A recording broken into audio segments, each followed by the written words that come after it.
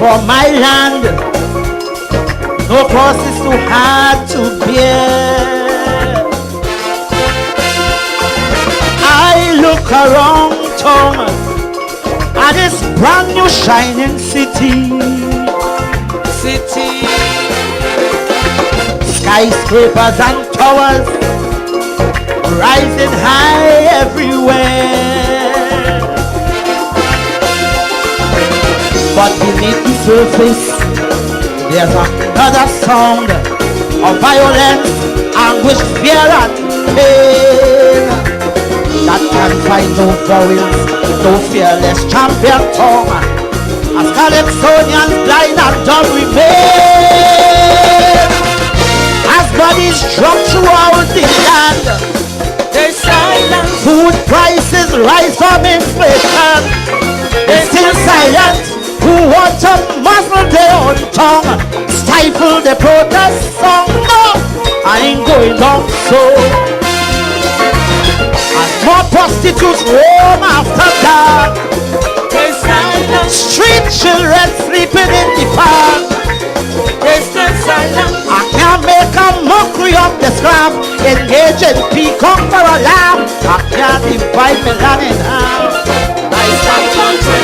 Party before country and big no, but I stand for Trinidad. I stand for Trinidad.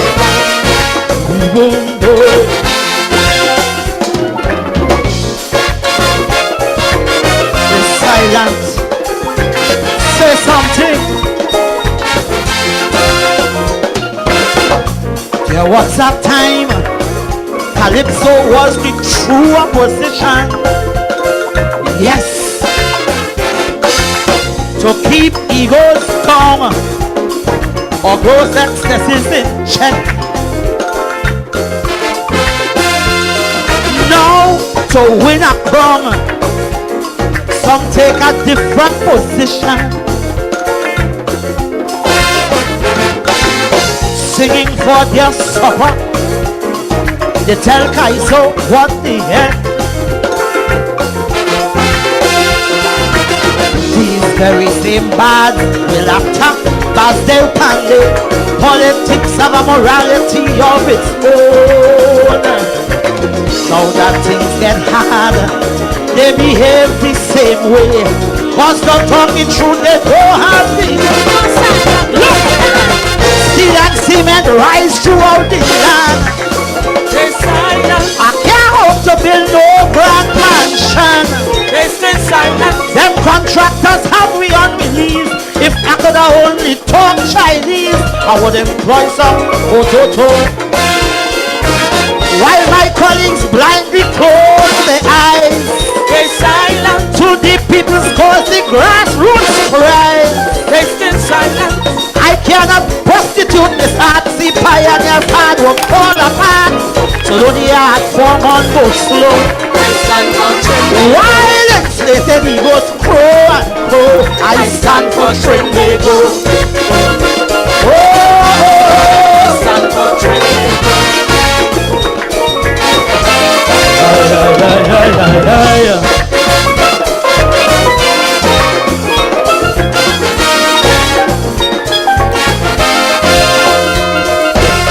In the dead of night, you could hear your own heart beating to the ticking clock.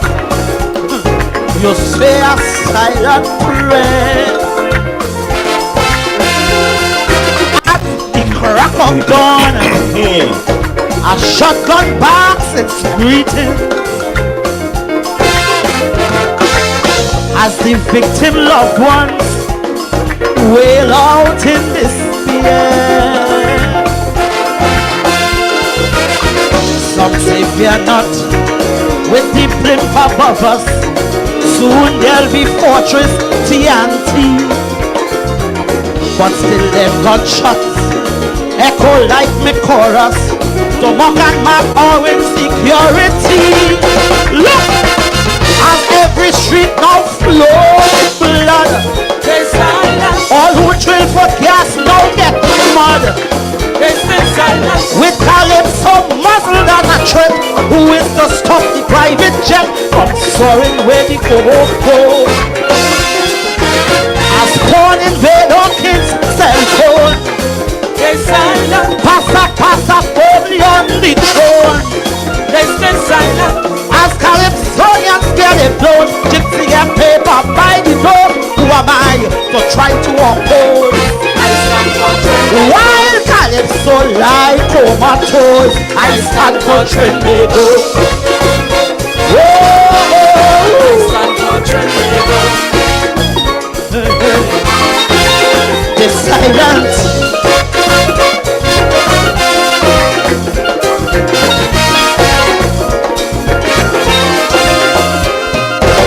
Let God be found true, though every man a liar. Yes. So God said, and that's my solemn vow. Though I may get burned, I am afraid no fire. No. But the truth will come somewhere, some way, somehow. Listen, I can't sell my soul, join the masquerade for fancy car, apartment and land. I must speak out bold, call a spade. If I'm to be called Calypso, now look.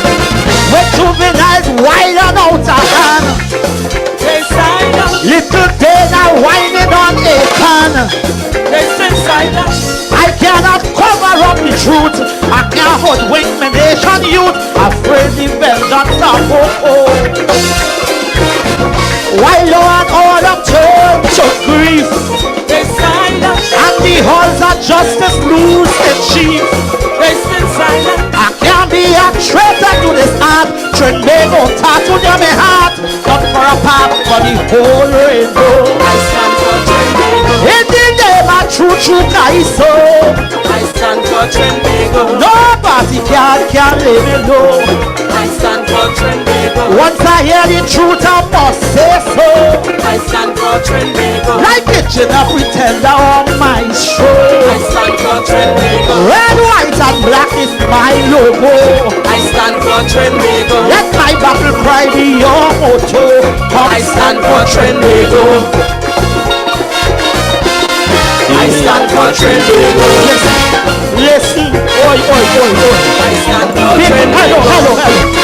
Big men like all this. This fraternity don't need that. Kaiso is not just speaker. Stop the petty stupidness. Look. Stop the petty stupidness. Kaiso is more than just speaker. TNT crisis period is used. Stand for Trinbago. Put country before party. Stop all your pettiness. Trinbago. I stand for Greater Carriacou and Pilimartinic and the rest of the Eastern Caribbean. Good morning, Terry. Good morning, Greater Carriacou and Pilimartinic and the rest of the Eastern Caribbean. What a wonderful day. What a wonderful day in the life of good people, bad people, and everybody. Everybody have a part to play in this life. Good morning. I don't have a cock to crow, but I could crow if I want to, but I wouldn't do that this morning. Abby came in my room this morning. Wake up, daddy. She crowing in my ears. Well, today is Saturday. Today is another beautiful day, a day that the Lord has made.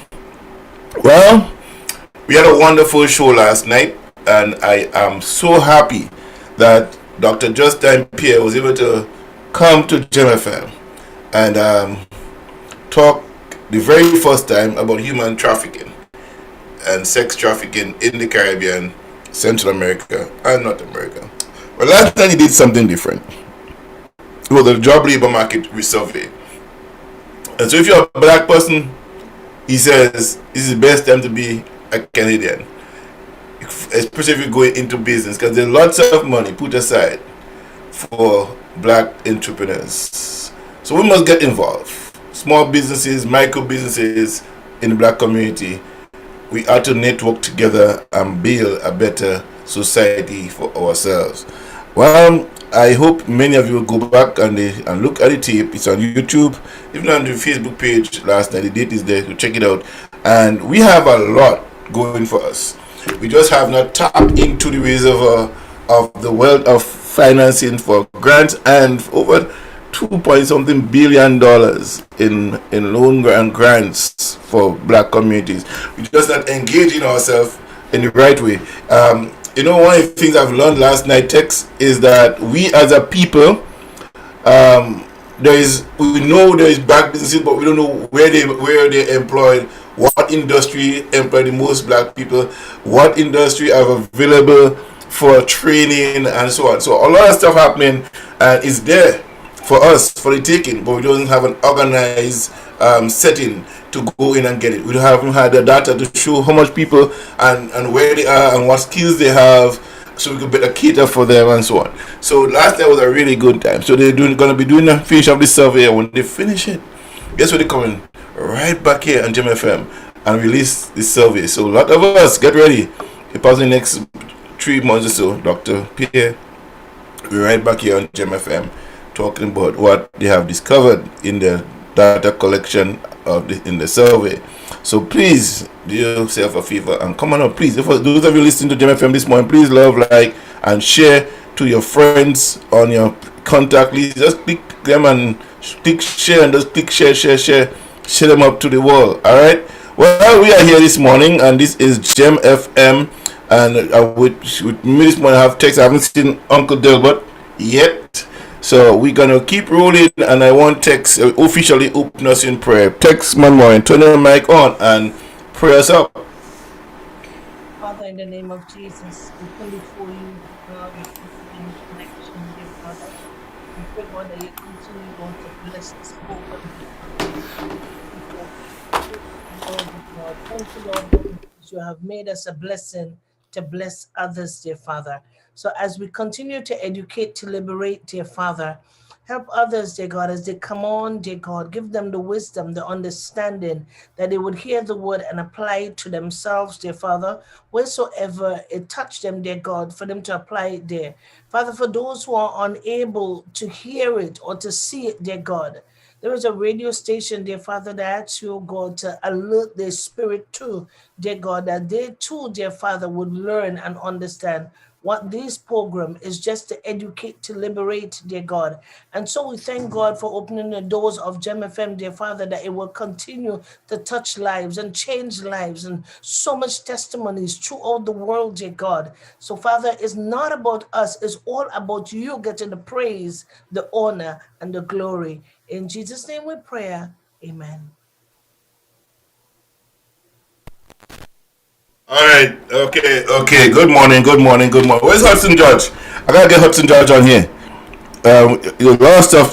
Text. I think it's solid documentary. And before I go to all of that, good morning. Thank you again for my unique prayer this morning.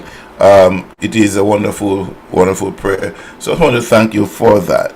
Again, my intention is to put up every morning and have it scroll through the screen there. I just could not get it done during the week, but that was my intention. So in the morning time, I try to get it up so you could scroll through the screen so people can read it as well as it goes. The lot of things is happening here. As you speak about, yeah, I'm the guy from Justin Pierce, talking about black entrepreneurs. Another person that we could bring in is Ken Alexander and Chris Alexander. Okay. Those are the two big entrepreneur group that we have here in Canada. Chris often be on the TV station. I think is Global. No, one of them talking about finances. He's a big guy that used to run. I So know. I know. Yeah, I know him. I know yeah, him pretty well. Yeah, Ken. so I I know can Ken. get him Yeah. to come on for you whenever is feeling well. I can talk to him and see what dates he has available. He's very busy, but I can see if I can get him to come on talk about black entrepreneurs in Canada. Okay. Yeah. Um, what we learned last night is that the the survey that is being done was able to capture wants and needs in our society. There's a lot of black organizations, black things looking for money, but with the whole idea of data collection, who is where, who need what, and what percentage of female or percentage of male, where they're from, all of that is part of what the Dr. Pierre and his colleague are working on, and they are the biggest, largest organization in Canada that That yeah, does data collection. They're yeah, the top notch, biggest financiers of those programs. So what we're hoping to do, and with that too, is to pull all those organizations in one spot, sort of to get them to work together, collaborate, and helping the black community, in not just in rhetoric but really in action, get it done. And the one we spoke with last, another brother, Ryan Knight, spoke about. Let me find the people here.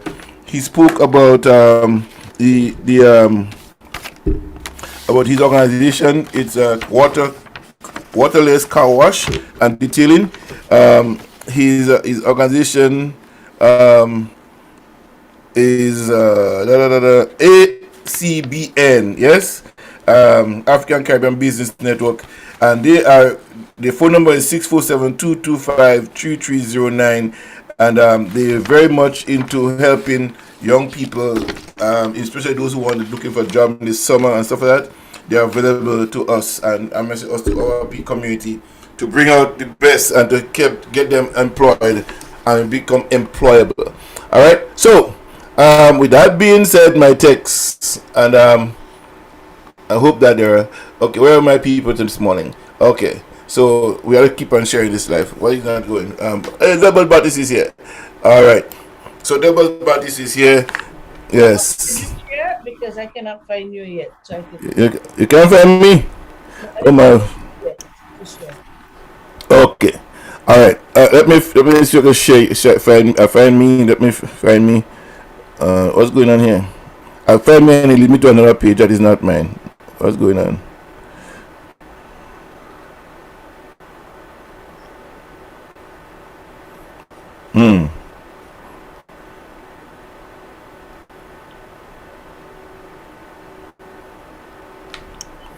Well, let me see where this goes.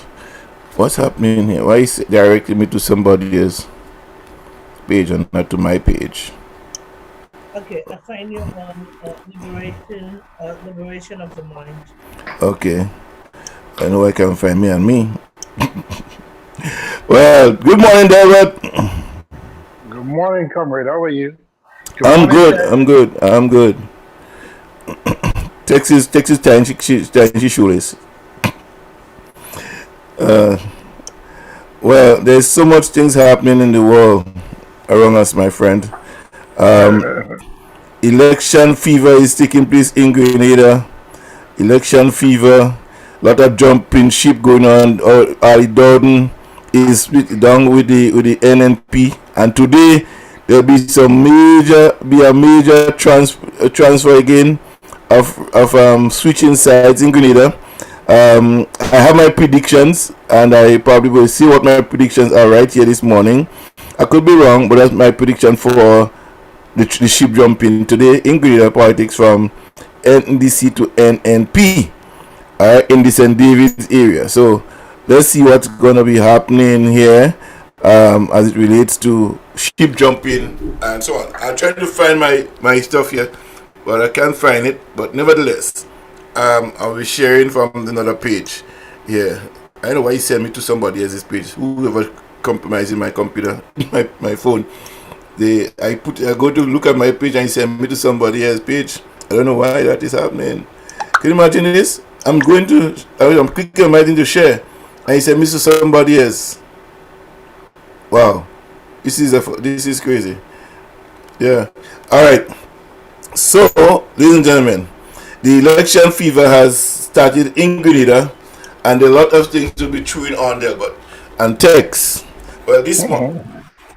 Could the prime minister just be teasing people on this election? Because I still can't figure out um, why elections are not constitutionally due until June of next year. It is March. That's not. No, June. Well, yeah, March, but then you have another up to 3. Yeah. 4 months. Right. Another 120 days. Days which you could call election. Something which, yeah. All right. Without violating our so-called constitutional rights. Yes. Well, I want to talk a little bit about the switching. A little bit that one thing, the switching over Ali Dowden. Other thing is the question of Mr. Andre Lewis putting Mr. Deacon Mitchell on the spot. Really asking him the serious question about his commitment to the grassroots and the working class.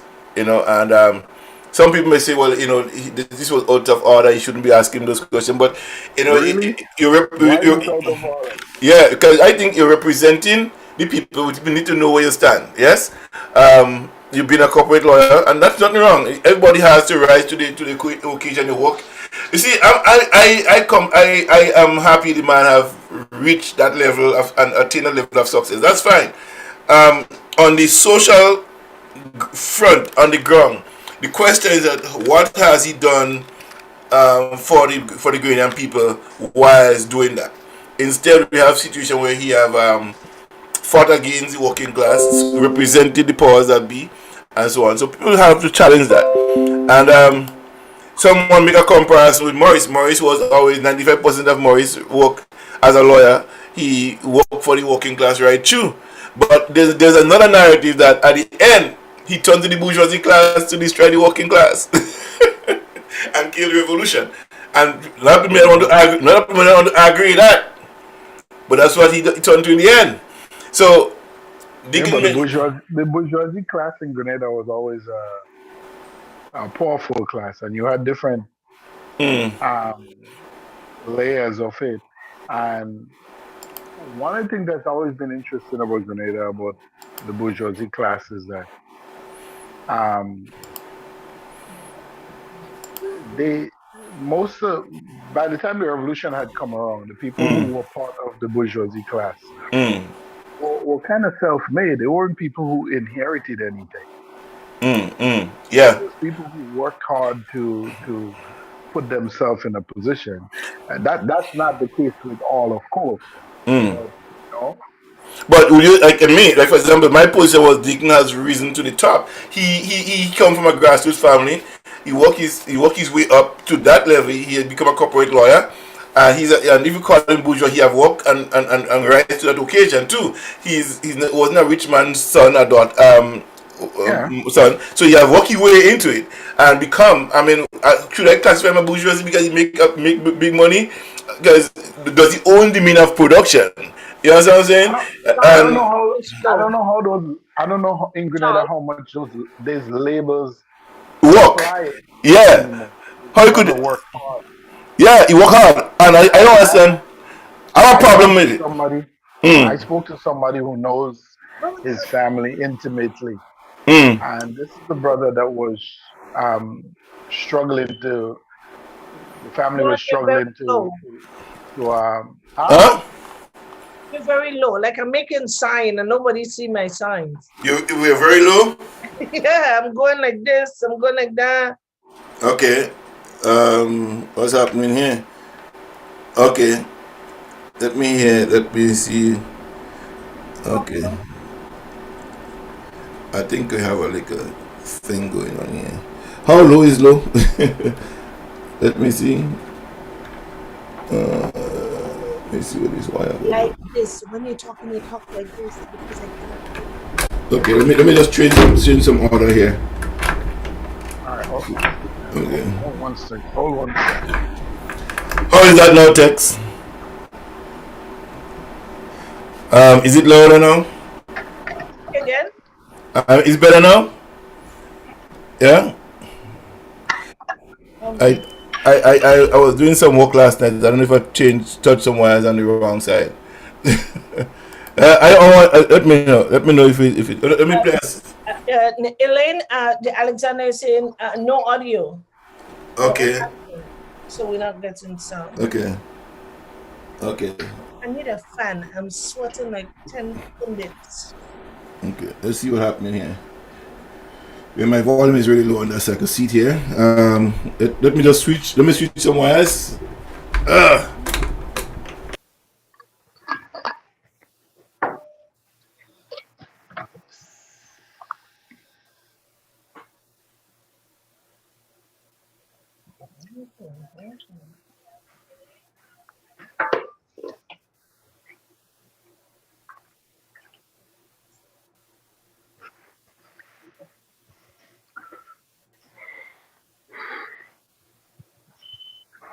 This is right up.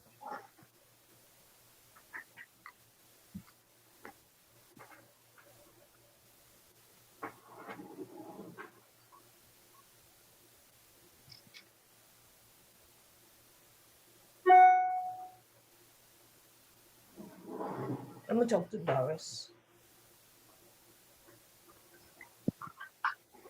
Let me see if I can switch this in myself.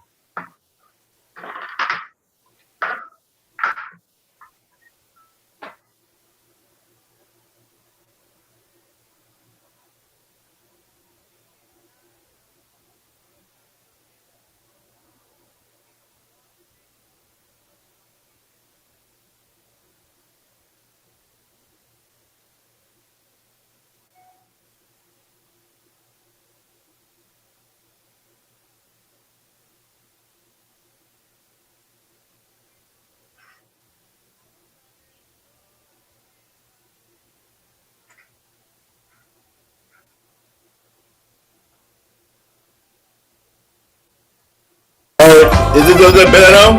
This jam go be Irie. Yes, this jam gonna be Irie. This is my merchant of the Caribbean. Showing that we don't want no basin plan.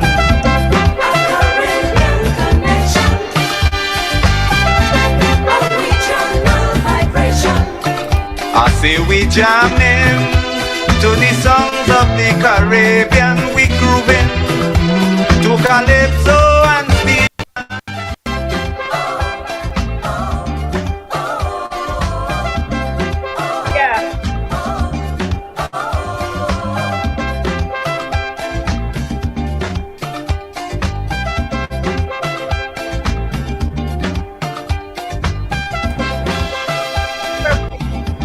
All right.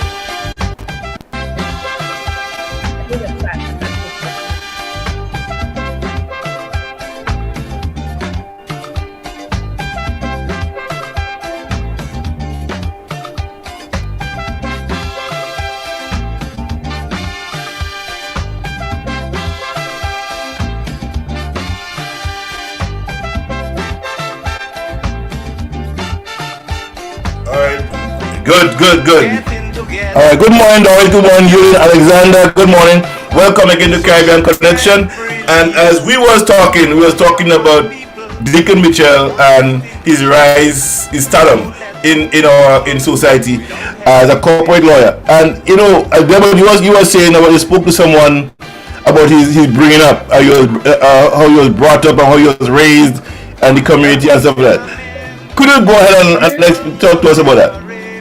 Yeah, I mean, he came up with from very, very, very humble beginnings, but it appears that, and that's the word of the person who I spoke to, that both his mom and grandmother and other members of the family around believed from the very beginning that he was born to greatness, that there was something magical about his birth, that, and that he showed very, very early signs of excellence in everything that he did. Right. So my question is not where he came from. 99% of the Grenadian people came from that kind of background. That kind of background. Right. It is, what have you done with that that level of success that you enjoy? And more importantly, what do you believe in fundamentally? Because I have met people, I have known people who came from extremely humble beginnings and grew up and became successful and completely turned their backs on the plight of the poor. I have known people who were born into wealth and for all their lives remain uncomfortable about it because they saw the least fortunate among us suffering, and they dedicated their lives, their work, their everything to that. So it's not about where you were, what station in life you were born. Is what do you believe in fundamentally? What are the values? What are the values that underpin your action? Right. So many questions. He chose to be a corporate lawyer. Nobody knows that he didn't go to law school. Deciding to be a corporate lawyer. He came out and chose to be a corporate lawyer, and that's fine. Yes. You need good corporate lawyers in the Caribbean. That's really, really, really important. You know something, Delbert. This is one I call it the red herrings. To what has been thrown up about his corporate representation. However, there is an element that is still questionable about his involvement in the community in which he was raised, he came from. There's not much. There is people who spoke of him, but I'm still speaking of him. But there are some people saying that he's not present in the constituency as they would like him to be, and given the election cycle, is not showing up. Again, well, are we talking about now or previously? I understand. This is somebody who knows him and the family very well. That he has done things on the back on the background without asking for any mention or notoriety. Mm. So he has to tell his story. He has to tell Yeah. his story, you know, Right. or get credible enough people to tell it for him. What I'm not convinced is Mm. that he has the best people around him Mm. who are giving him the best kind of political advice. And there's a tendency for candidates, obviously, you're Mm. the political leader, you're the candidate, you ultimately responsible. But Right. a lot of given his newness to Mm. politics, okay, Mm. Yeah. it may mean that he needs a couple seasoned political operatives around him, Right. and more importantly, that he's going to listen to them. He's going to Right. listen. You may not have to do everything that they suggest or say, but Mm. you're going to have to take all that information in, Mm. and then repackage it nicely, Mm. um, and and then begin to lay out a vision for the country. That has not happened. I see a lot of NBC operatives and I get a lot of licks for that, and that's okay. Saying, you know, NBC has a plan. Mm. Yeah, where's that plan? Where's that plan? Where's Right. that? And I'm not talking about, listen, and I hope NDC does not make that mistake. Lay out some big blue paper detailed plan on housing, on agriculture, on tourism, on infrastructure development, on education and healthcare, because I don't think they need to go much beyond that.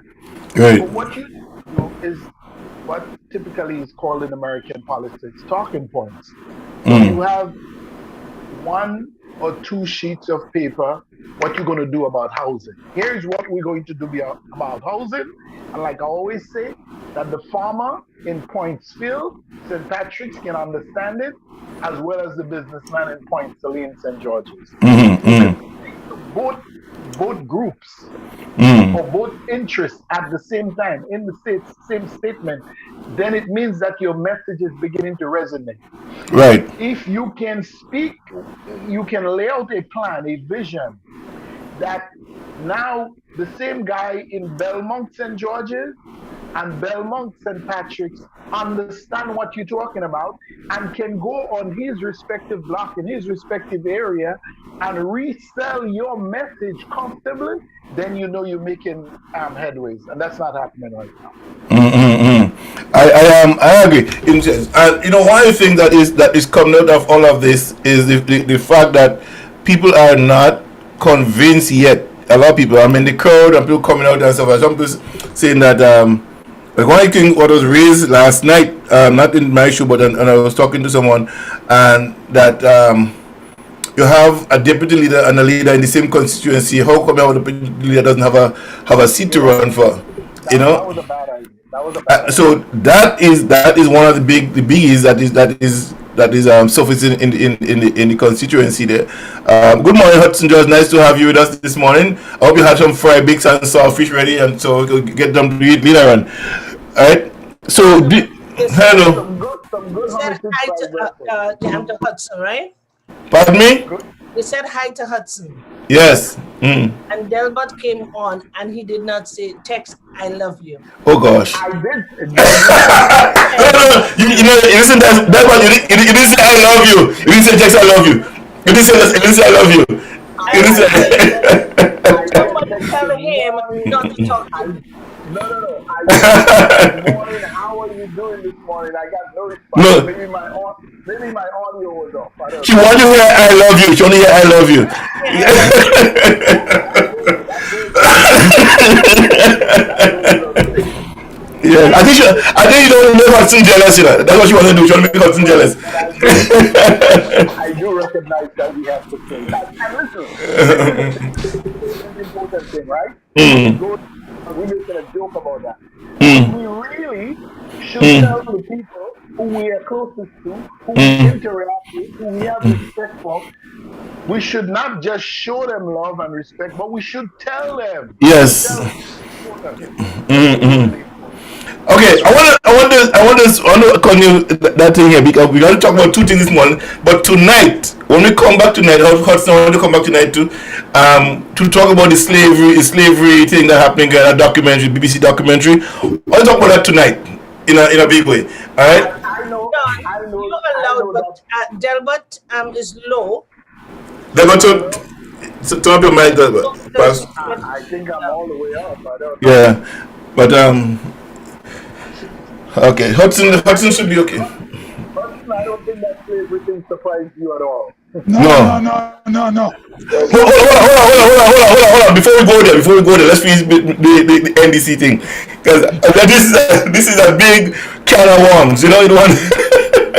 I want us to listen to it again. I'll play it a bit tonight before we start. So we'll start about 7:30 to play it. So we come on here 7:30, you go play it and we go listen again together. I want Tex to come on, Pastor Daphne to come on, and we want to come on the show tonight to talk about that reparation, slavery, the Barclays Bank, and all this stuff tonight. It's a big discussion that need to be had. All right, I think for too long we have not been speaking about that, and now that has become a talking point. So we're going to talk about it tonight. However, Mr. Dordens have switched over from the NDC to the NMP, and he made a statement last night that the NDC is not a people's party. It's a party of doomed to fail. Is that inclusive? Do you guys agree with that statement, Mr. Dorden? Go ahead. I don't know if I should head into that but listen, there's a certain level of truth that the party is viewed as, I would put it a little differently, but it probably means the same thing. The NDC has always seen itself as the elite party in Grenada, as part of the intelligentsia, and that's not a Grenada problem. That's a worldwide problem. In most places where you have two main political parties, one tends to be kind of grassroots or focus on that, tend to attract the poor. Sorry. And then the other one tends to want to attract the intelligentsia, the people who consider themselves the elite, the people who consider themselves to be the movers and shakers in the country. And in many ways, these people survive whoever is in power. They think. So the fact that NDC has sort of operated that way, basically from its existence, there's a certain degree of truth to that. I don't know what else I can say. I don't think when he was in NDC, he brought anything to NDC, and I'm not so sure that him switching to an NP would bring anything to an NP either. So yeah, and that's one thing that came to mind last night. What impact has he made? Apart from running for NDC against Kit, which that was a no-brainer either. I mean, he wasn't the strongest person to run against Kit in that area. I mean, there's other people I know that could have run against Kit and probably win. I've come very close, So to him switching to Kit to NMP right now is not really a loss for NDC in my view, but it speaks a lot to it. Yes, because it could have an effect. It could have, yeah. That's my point. Because you're the candidate, even though within the organization you haven't been that impactful. But when you represent an organization and you leave the organization and go to another organization, it speaks a lot to that organization at your left. Yeah. So people, you will go with some support as well. Notice there's not much people leaving NNP and coming to NDC, but you have NDC people leaving to go to NNP, and you have the TGM people who form it like we'll talk another pop talk again, the power party that come up with Mr. Rapier's daughter there. So that again is another split voting situation will be taking place again as well. You have the GOP fraction going on there between Mr. Prudhomme and Baptiste. Another talk going on again. That's another talking point again to get Mr. Baptiste back on here to talk about that. So a number of things have changed in the political landscape in Grenada, and I want to find out let us talk about that for a bit, because the NDC is poised in one sense, and the optimism is that they will win the next election. As much as a lot of people want that change to happen, it's a change that will have to be fought on the ground No. You can hope that people don't want Keita and let Keita know that roll over and play like an ostrich and allow you to roll over them. They would not happen. That wouldn't happen. That fight will go right up to the last. Yes? Hudson, what's your take? Well, I agree with Delbert 100%. The NDC showing itself as intellect, as Delbert said, but it's not necessary true. Right. That is Talk, what talk to me. that is what affecting them. For example, when you listen to Justin Pierre, Justin Pierre is canvassing for the NNP. His brother is the Speaker of the House. The next brother is the policeman in charge of FIU. Right. And his sister-in-law is the MP. Yeah. But when you listen to William Joseph, right?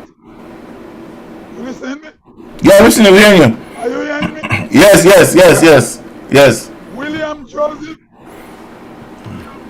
sell himself like an intellectual to promote NDC politics. But that doesn't mean William Joseph is intelligent than Justin Pierre. Yeah. Okay. As Delbert said, NDC portrayed itself like an intellectual group. But Justin Pierre is an intellectual too. He is. But he uses politics in a sort of grassroots way. So he is looking for the people, the local people vote. He's speaking the language of the people in the villages. Whilst William Joseph will write something to the newspaper or put out a small clip using words that voters don't really understand. He's speaking to a World Bank conference. Right. That's the difference. So But Hudson, you know that kind of intellectual masturbation goes on all the time. People feel who they are and who they have become is heavily invested in that. So they can't go out and they find it difficult to speak in the kind of vernacular that the ordinary man can understand. Just before you came on, I talked about it. You have to speak that the farmer in Pointsville understand your message as well as the businessman in Point Saline. If you speak it in the same sentence that both can understand and both see themselves in it, then you're winning the argument. But if you have to kind of tailor-made your message, Grenada is a very small country, and if you have to kind of tailor-made your message for St. Patrick's and certainly there's needs in St. Patrick's and needs in St. Andrews and everything that you have to speak to. But there are poor people all over Grenada. When you go into the Granans Valley, that's one of the most depressing areas in Grenada, right? So there are poor people all over Grenada. So you have to be able to speak to them. And you would have somebody living in a shack in Grenada. And 300 feet away, there's a $500,000 million house. So, you have to have one singular message and lay out a nice vision. And Ali is almost right there when he says that, because I know many folks in the NDC see themselves like that. But they're serious intellectuals on the NNP side too. What they have done is understood that that's not where the votes are. That you have to speak to people where they live and in the manner that they understand. That's the difference. That's the difference. Yeah. Because me and Pierre go back and forth on Facebook, and even though if he chooses his word very carefully, but he writes in very simple terms. Because Very he's an simple terms. intellectual and know the guy. Exactly. He writes in very simple terms that people can understand He speaks and for that the people would people. gravitate to. Yeah. Yes. He sells his communication to the little people. Yeah. I want to make a little correction here, and that's why I like my audience. You know what I'm saying? And I have good, intelligent audience. And Toro have just corrected me here. Thank you very much, my brother. Say clarification. That's you see. You hear support team right there. He says, he backing me up. I love loving this. Ali says he hasn't switched to NMP. He said he endorses Nimrod as the best candidate to represent St. George's Northeast. So, what do you make of that, Delbert? That's nonsense. That's nonsense. Endorsing the candidate. Yeah, that's nonsense. In that small political climate that we have, both in terms of the ideas that's coming out from the political parties and our own geography, that doesn't work. That works in large countries like the United States and Australia and United Kingdom and so forth, where you might have a candidate, a leading political figure would support a candidate of an alternative party, but yet still remain a member in good standing with his own. That happened with Giuliani. I remember when he ran for election the second time he won, because the first time he lost. There were a lot of Democrats who were sort of angry with the state of play in New York, and they moved over to support him as mayor, but voted along the Democratic ticket for the city council. And it has happened in other instances.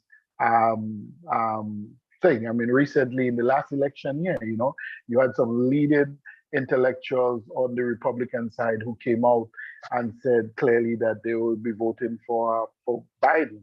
Colin Powell was one, Bill Kristol was another one, Romney, even Mitt Romney, I think, wrote in somebody else's name. So you have this thing, but I think in our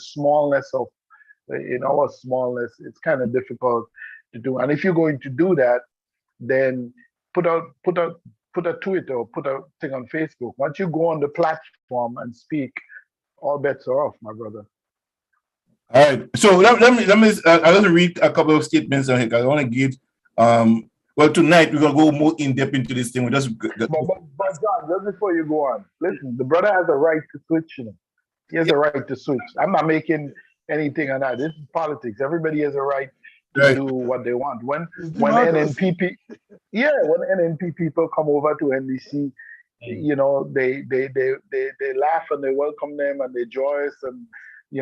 And then when it happens the other way, NDC operatives on Facebook just bitter and acting like petulant teenagers. Okay, so let me read a few of them, and I want to say this that tonight I want to welcome. I wonder Toro, he could join anytime. Maggie could join tonight. We want you back here tonight to talk about this whole thing, this political upheaval, about candidacy and this election campaign going. Talk about that tonight more in depth. But I want to just mention here 2 mentions. Julian Alexander said Dodden didn't make any impact while he was in NDC. So it doesn't matter if he moves or move over to NNP, because he still wouldn't make an impact with them.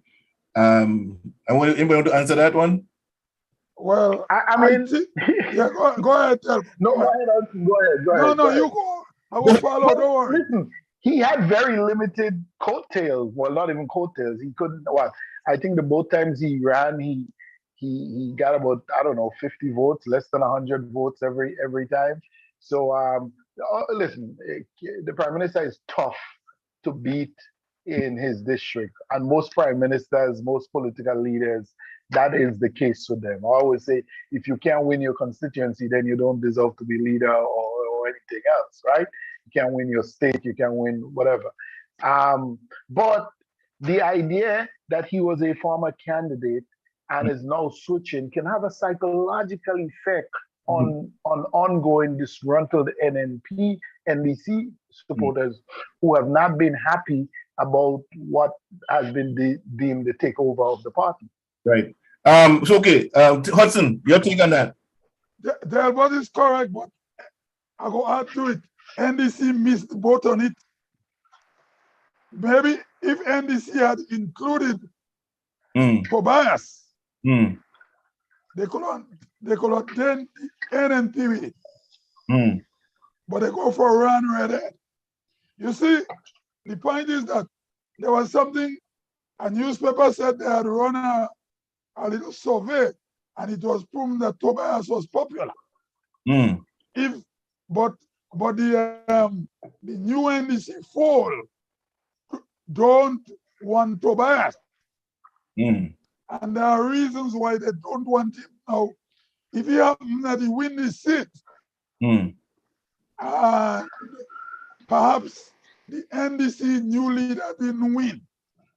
Tobias could start showing himself as the new guy on the block.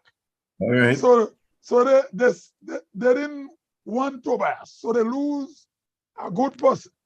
They shown Jenny Simon when she came back. I heard her on a program talk about it.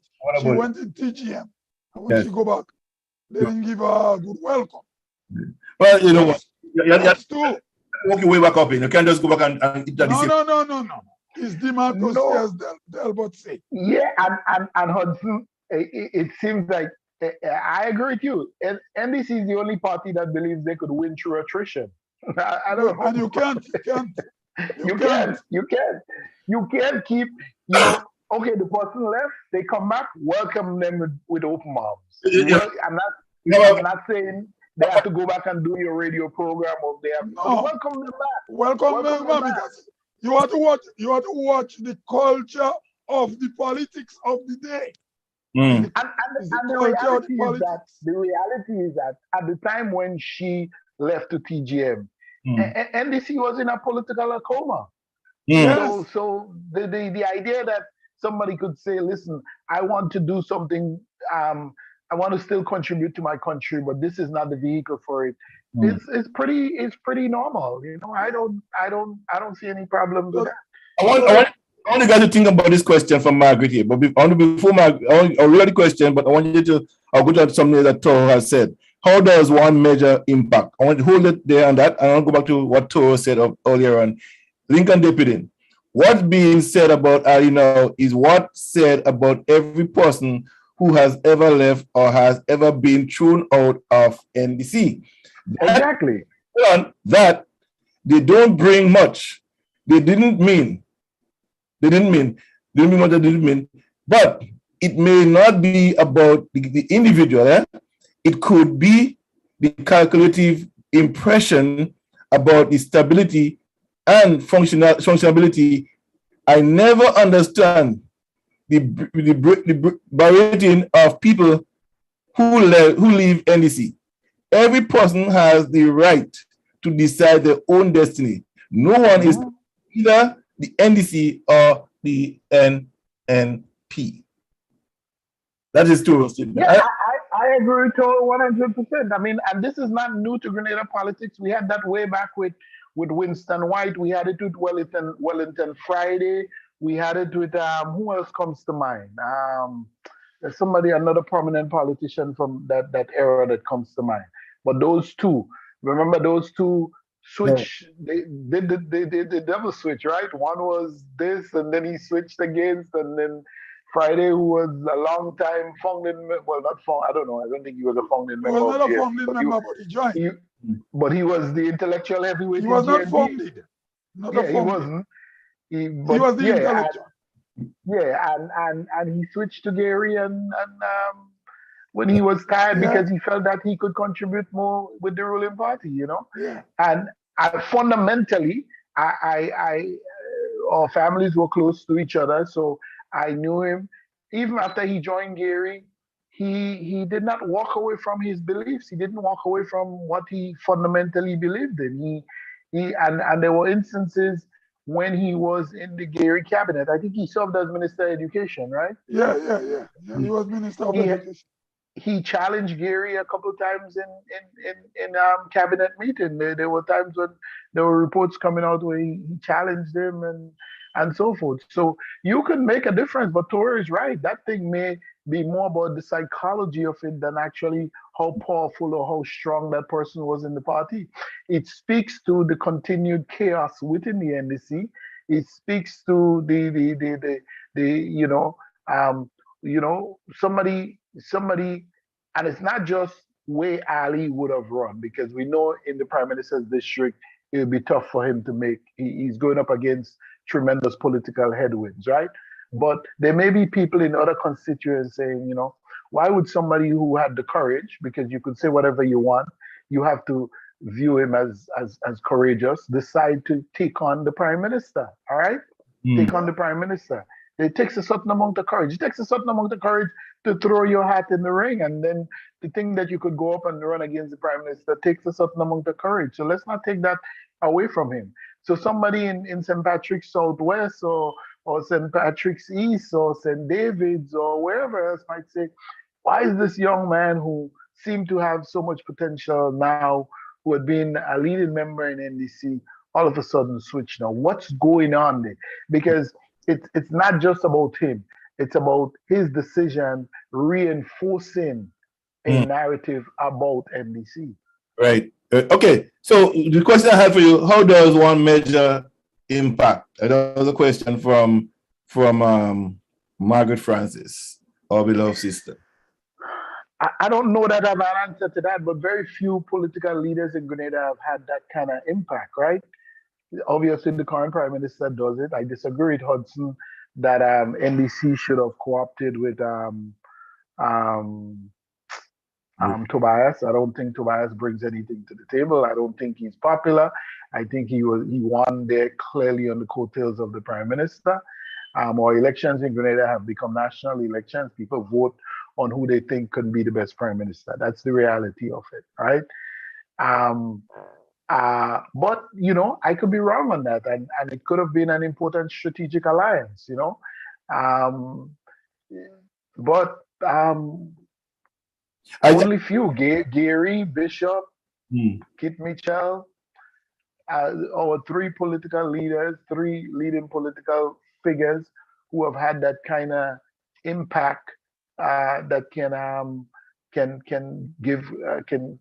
has coattails that they can.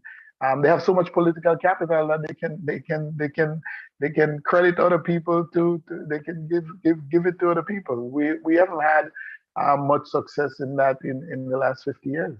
Another thing, I think who's here, Von Rick Roberts, whoever, he said every man has their constitutional right, but we all know the agenda of the NMP. Nothing just lies. How true is that statement anyways? I mean, hasn't NMP delivered some stuff? Have they not delivered some stuff? I mean, yeah, you see, I this cycle here we here analyzing and talking, so we can't appear to be biased or anything like that. No, I wouldn't say that NMP hasn't delivered. They delivered. They have delivered. They do some work. Let us be clear. Of course they have done. We have to criticize them, but they did some. Now, for example, as I told you guys, the other day, somebody report me to Facebook for Facebook to ban me. Say I was spreading hate against a particular group of people. Yeah. And then Facebook came back and tell me they want to be fair. If I think my comment was hate, should I have the option to take it out? Because they say they don't really understand everything about every post and they want to be fair. And I said, no, my post is not hate. The post that the government of Grenada sold Calivini Island to a Frenchman. And I told them no. I told the original poster, the island was not owned by the government of Grenada. It was owned by the Mills family. James Mill, Ken Mills, these people. And I know you try to explain to them that even though Grenada, Carrico, and Pitimatnik is the state of Grenada, there are other small islands with acreage of lands and citizens who own the land. But what they have in their head is whoever owns the land on the island will own an island. And I'm telling them, no, the island belongs to the state of Grenada. So anyway, one guy, Nixon Mitchell, said, well, Hudson, what will be the solution for Grenadians to think? Grenadians, they're selfish people. Because I just say Grenadian selfish people and they report me, but Facebook never knew I'm a Grenadian. What's Facebook looking? So you included yourself in the criticism. So then Facebook now telling me now they understand where I was coming from. Now, the NNP have a whole way of campaigning still. That the NNP has done nothing for Grenada, which is wrong. If you look at the world, tourism is a business when done in a proper way. Cuba went into tourism after the fall of the Soviet Union, and it works for them. Cuba getting most tourists in the entire Caribbean. They're getting most tourists. Yeah, they do. Right? So tourism is bringing money to Cuba. You can sit down in New York and demanding that you want to support an NDC government to send people to the land. So I asked them, why did you leave the land and go in America and live? You know, these things, we have to look at, I just criticize NNP. I just criticize NNP when they make, but I won't say NNP never done nothing for her. I think people are looking for the big projects. And I think that's what people, you see, compared to what the revolution have delivered, right?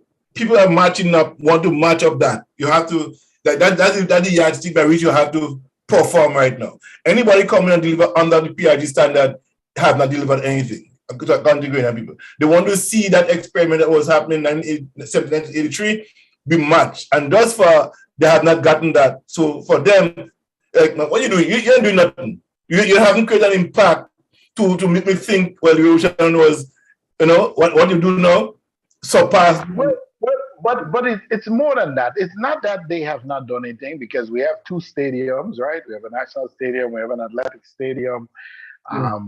We have a fairly good network of roads in Grenada. It's not properly maintained, but the roads exist, which is not always true of our neighbors in the Caribbean. If you travel the Caribbean, many of the islands, you know, you couldn't go through, you couldn't go around the islands, you couldn't get to the interior. Grenada is pretty good with that.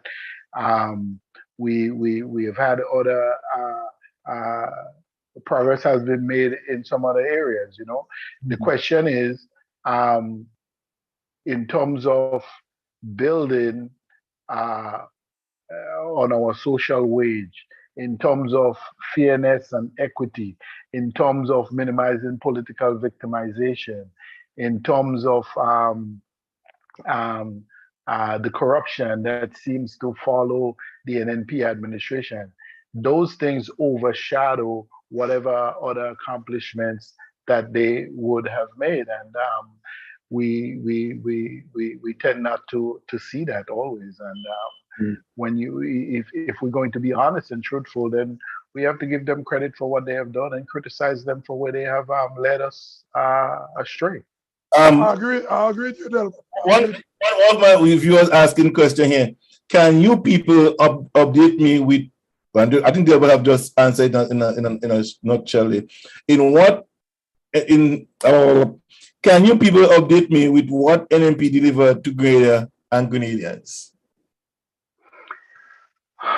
Listen, I'm not an NNP operative. I'm not here to defend NNP, but like I just said, under their watch, two stadiums were built. Under their watch, there's been expansion in the hotel, stock of hotel rooms. Under the watch, you've had hundreds of miles of roads being constructed, and you could even look at the construction of the central government office in Tantine as an accomplishment. I disagree with that idea, with the decision behind that. But there are a number of things that they have done over the years. The recent construction of the medical facility in St. John's in Guelph, that's an accomplishment. We have made, even though if we have struggled, the results on it is still mixed, but in some years we have made advancements in education, and some other times we have regressed. Areas of healthcare and agriculture continue to be challenging. Agriculture is way down as a percentage to the economy. Doesn't necessarily mean that we are producing so much less. It just means that other areas of the economy has outpaced our agricultural growth. And I tend to side with Hudson on this.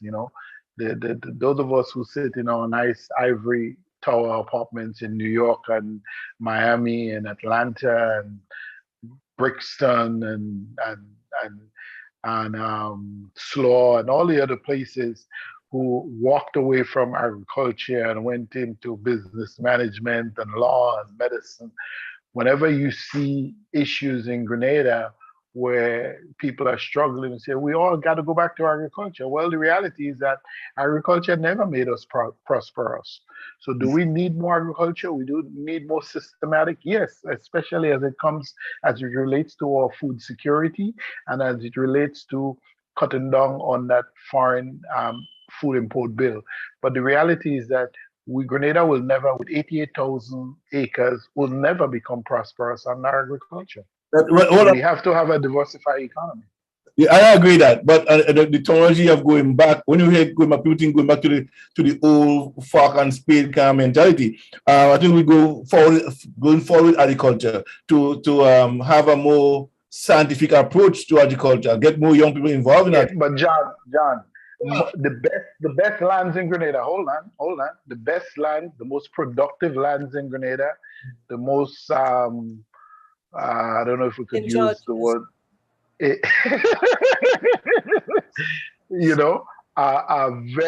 Does not lend themselves to the kind of topography for mass agriculture. Hudson knows that. It's up in the mountain, Hermitage and Pleasance and Norman Hill. These are the land that produce the best food. And it's very difficult to mechanize those areas. So let's be honest about this thing now. Hold on. I beg to differ.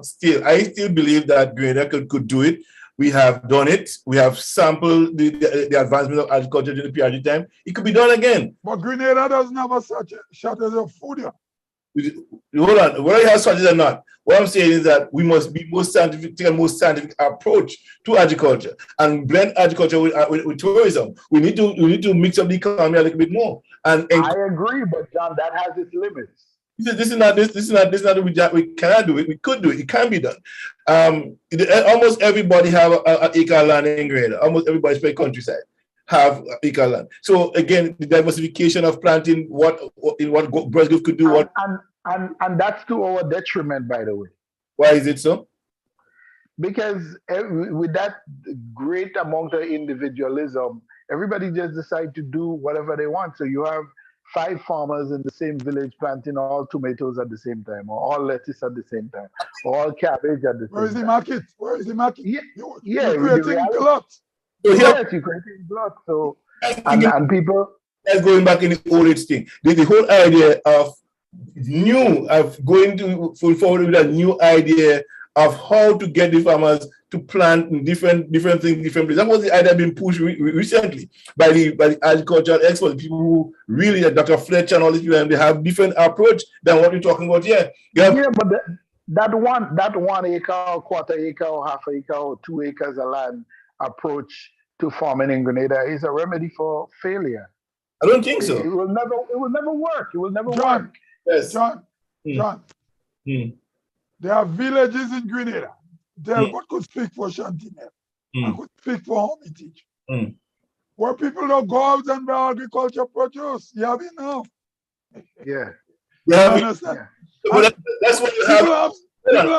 People have so much agriculture product that the planting you don't sell, the pumpkin you don't sell, the amount of tanya you give neighbor some. If that's the case, then probably people are that's still going on. I think the solution is in cooperative farming, where you put together at least a 10 to 15 acre area, plot, whatever you want to call it, and form cooperatives around them and have some level of central planning. Yeah, but an export market. Yeah, but and yeah. Why the market national putting board was set up was to assist farmers with the seller. Well, actually, that's not true. That's not true. That was not the reason. The main reason behind the marketing board was to ensure that we had basic supplies of about 4 things and to control the prices on them. That was the thing. Marketing board extended to that whole question of the farmers because it was part of the wider plan. But the original plan behind marketing board was to ensure that we had flour, sugar, rice, cooking oil, and I forget there was another one. I forget which one. All right, and to make sure, to make sure that the prices on them stayed stable, because you could be as left as you want or as right as you want or what your ideology is. If you can't provide those basic food to your people, you ain't going nowhere. And John, you know where this thing came from? Where? In Gary days, Ben Davis imported rice. He was the reason behind the setting up of it. Brewster import sugar. Huh? Yeah. Joe Pitt import television. Some of the commodities was given to these private people to think. So when the marketing board come, they put it under one body of trade. Okay. And as a matter of fact, remember, Hudson, you may have had it a little thing there because I think Ben Davis was sugar. Yeah. And yes, sugar. I think following the revolution, because he was the sole importer of sugar or something like that, he jacked up the price. Right. He jacked up the price. Hold on, but America was here, and Delbert remember he said about the marketing board and why what happened transpired with him and the same Ben Davis and those guys and them. And one of the question was just jail the guys and I said no, we do economically. So he went to supply them, and then they got it to suffer of a cheaper price and be able to sell it for cheaper in Grenada. Yeah.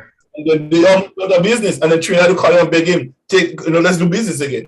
You see, so economically, they also was able to put that framework in place to combat that. But I want to move on to something else here. Continue the conversation. Go back to Lincoln. Lincoln, as you know, Lincoln, it was, yes. Yeah. And the NDC winning from the first government, it was thanks to the GLP, Edsel Thomas. Enzel Thomas. That's Master Peters, right? Is the same guy? No, different guy. No, two different guys. One is Enzel Thomas, and one is Marcel Peters. Marcel Peters. Enzel Thomas was from St. John's. He had a bakery. That gave rise to NDC. That's fine. We did think. He said, this is something I want to find out too. Arlie Dowden says he's still trying to pay off more than $40,000 for contesting the 2018 general election as an NDC. Isn't NDC entitled? Have entitlement to help him pay all of them? He's probably correct. He's probably correct. I don't think he's lying. this is something we ask NDC people. I ask them out all the time. How can you run a political party in the year 2022 without having any interest group backing? There is no way in this type of political. That's my question. Hold on. Hold on. My question is here. Answer the question. Can NDC erase that debt because he ran on their ticket and he have $4,000 candidate party? Oh, no. I was answering your question and you cut me off. People are wrong on the straight answers. Well, the answer is the party is supposed to have a way of having a money, a capital. But they don't have. Okay. For example, in Toronto, the NDP party get money from union. Right? In federal election, they get money. If you run in the federal as a federal candidate, you could get up to $15,000-$20,000. Okay, I see a joke here. I want to laugh at it first. Can I laugh at this joke? To Rosie Delbert, you're getting expelled, comrade. You sound like an NMP. I think Sandra Davis are cute. Now the question is, I'm going through this election cycle completely as no, we're discussing. You don't have nothing to do with what political party we're from. We're living in.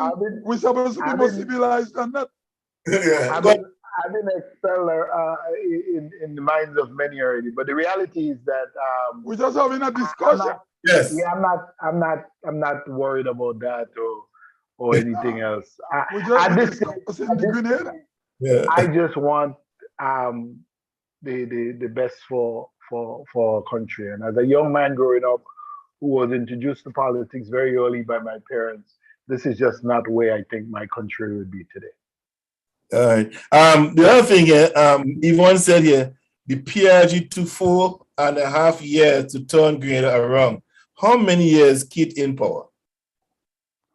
Yeah, well, listen, we get asked that question all the time. I kind of ignore it right now because when people say that, I want them to back it up with some ideas, and they generally don't have no ideas. So I just kind of immediately dismiss them. I give my opinion. The PRG didn't turn Grenada around in 4.5 years. The PRG put Grenada on a new trajectory. We had a long way to go before we could claim turnaround. Actually, talking about that turnaround project, and I want to talk about here now, just make an announcement here. On coming up in the next 2 weeks, we'll be discussing Revo Economics by Bond and Code. It's a document that he has produced. So I think you have it already, Delbert. Yeah. And Toro has it. Margaret, I can't remember if I sent to Margaret yet. Margaret, if you don't have it, send me your email, please, so I can have it, so we could discuss that. Hudson Judge, give me your email. I have your email, so I'll send it to you. Revo Economics Bank. We'll discuss it right here on Gemfm, I think 28th. So at the 4th of June. We talk at the 4th of June. Yeah, the Friday night. We don't do the Friday night instead. Yeah? So we'll talk about that here. All right. So, ladies and gentlemen, moving on. And before we go, I mean, Toro has been very funny this morning, so that's a good thing. But Toro, as a journalist, is supposed to know that when people reach a level of reasoning, we're supposed to be able to reason and look at the pros and the cons of that. Toro knows that he's just poking a little fun at me, and that's cool. Okay. Because we're looking at pros and cons of things.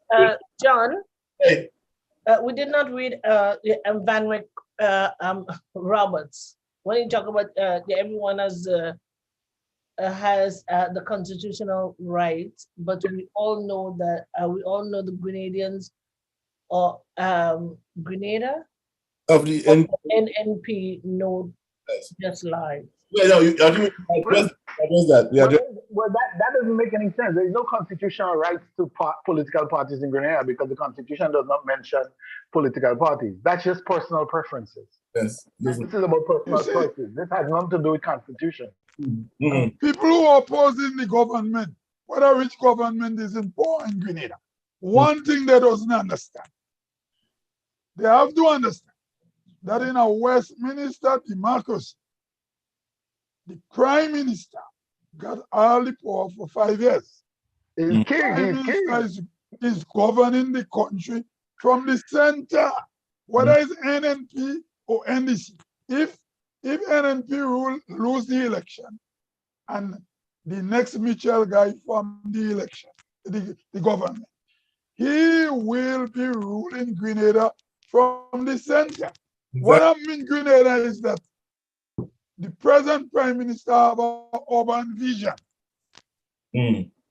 right? He has an urban vision of development. If you look at Grenada today, I just listen to people say, Old St. George is degrading. When you look at Old St. George, you look old, yes. But what the NNP did, they create a new city. You have a commercial St. George's. Commercial St. George's is the new city. Yeah. As a matter of fact, if it wasn't for let me go back on my physics now. Which one spins? The world spins, or the Earth spins on its axis. On its axis. All right. If it wasn't for that, Grenada would have tipped over already. You know, it would have tipped over. It would have just tipped over into Grenada on the other side. Because you can listen, and I have done it. So nobody don't come and tell me, and because I'm a country boy, and when I am in Grenada, only this last time I went to Grenada, and all my years ago to Grenada, I didn't stay in St. Patrick's, right? You can leave St. Patrick's in the morning, let's say 5:30, 6 o'clock, between 5:30 and 7 o'clock in the morning, and close your eyes and drive to St. George's, because all the traffic is going in one direction. Okay? In the south of the island. Yeah, everything is going in one direction. There's nothing coming at you. You can drive in the middle of the road from the only time you have to begin to pay attention is probably when you get to the point, because the Oli buses that went down, they're beginning to come back up now. So you're gonna have some reverse traffic coming. That's the nature of the beast in Grenada, you know. That's how it is. And yeah, the politicians should observe that, because 2 years ago, 2-3 years ago, before they restrict bus drivers on picking up passengers, they were saying that 70 buses go in the Grenada's route. 70. It is the most profitable route in Grenada. Right. So what the politician and them had to do, if you want to challenge Kit Mitchell's plan of development for Grenada, you should be able to tell the Grenadian voters, I'm going to develop an expert. Listen to me. We need something, and we had that conversation. Remember, we discussed that with Nazim about 2 years ago. Yeah. We need something to create an immediate impact in the old parishes. And for me, what I've done is something I've thought about a long time, is that I would completely, and I know there's some cost involved in it, both in terms of operation and the immediate cost in terms of infrastructure, getting the buildings ready and so forth. But what I would do is that I would immediately decentralize the ministries. Okay, I would put at least one ministry, not two, because we have too many right now. One ministry, one full ministry, and one full statutory body in each parish. So whether you have the Ministry of Agriculture and something similar in St. Andrews, communication and works, well, we don't call it that more, we call it infrastructure, whatever we call it now. In St. Patrick's, something in St. You bring at least, 300 people all of a sudden working into that community now. They're going to spend money. Some of them going to fall in love and decide to stay there. They're going to marry, have children.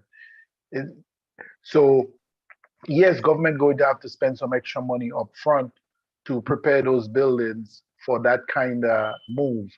But the long-term effect, first in the construction, whether you buying new buildings or you're building new buildings or you're rehabbing old structures.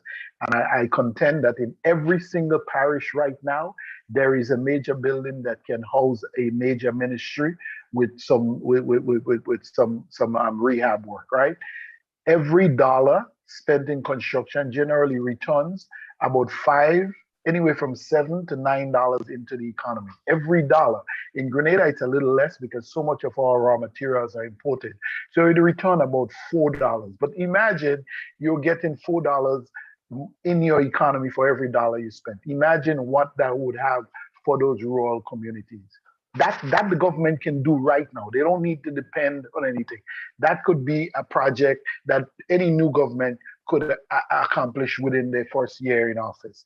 I know buildings in St. Patrick's. I know building in St. Andrews. I know building in St. John's. All right. We have 2 secondary schools. When I went to secondary school in St. John's, we had almost 1,000 students, 900 students in Shaper.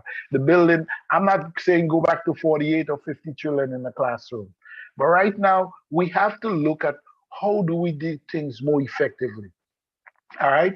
This idea of all these religious institutions in Grenada, send your complaints to my mother.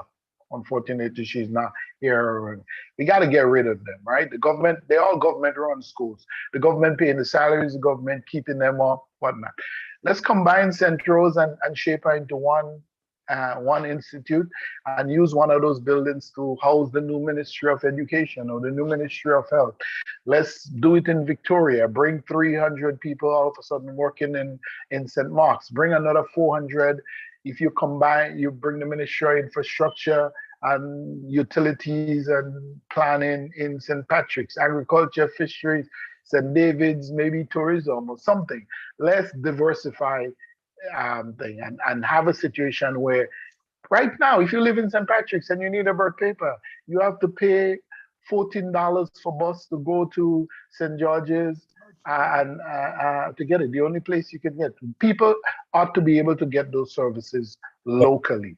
Even if they're not immediately, but you have intergovernmental transfer on a daily basis that somebody should be able to walk into Victoria Post Office and get fill out the paperwork. It goes to St. George's, and within 24 to 48 hours, they get their birth certificate. I mean, we really have not. So when you look at the fundamental changes that has to happen in sort of the undercurrent of government, to make it more efficient and to make it more responsive to people's needs, this is one of the areas where the NNP has failed. Yes. All right. Well, to have chiming back in here, and it says here,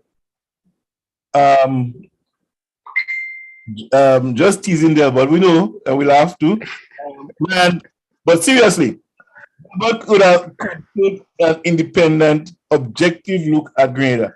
However, he suggested that Ali Dowden can simply support a candidate running for NMP and not be an NMP. I agree with that. I suppose Ali too can take an independent, objective look at things and make a decision without being NDC or NMP. And that's true. I mean, some people could say, okay, Ron Reid is my good friend. I could endorse him, but I won't support the party. I won't go and vote for the party. Vote for him because of the party he represents.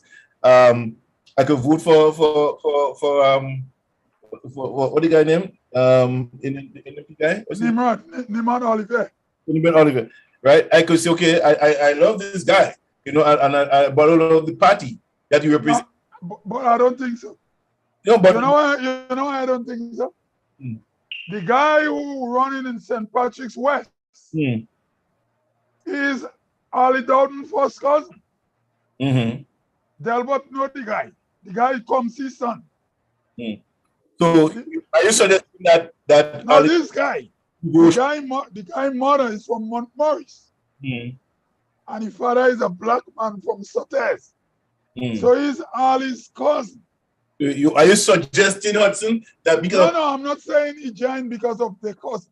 Are you supposing that you're going to be voting for Indian NMP? No. Ali Dowden switch over to the NNP. He hasn't switched. Let us go. Kim Jones.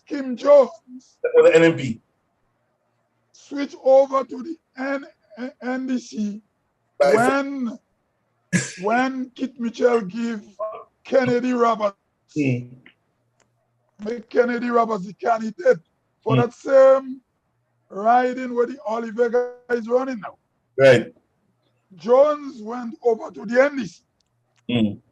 That's when Jones and Kit fell out. So people has moved. I heard KB and them on the radio show saying that Kemdus was pushed out. He had to actually your stamp. I don't know if he had all that happened inside, but I know he used to be NNP and he moved over. Right. So people move, you know. Marcus. In a free society, everybody can move who they want. Yeah, you move where you want. If you don't get kicked out, I push you out and choose who you want. But a question I want to ask you, was Ali Dowden a senator once? I think they both have a problem there. I get like a boogeyman thing from them. I don't want to lie, but I think Ali Dowden was not a senator. I'm not too sure. I think maybe Delbert might know. Yeah, but something wrong with your mic. Something wrong with your mic. I think Ali Dowden. Let me see.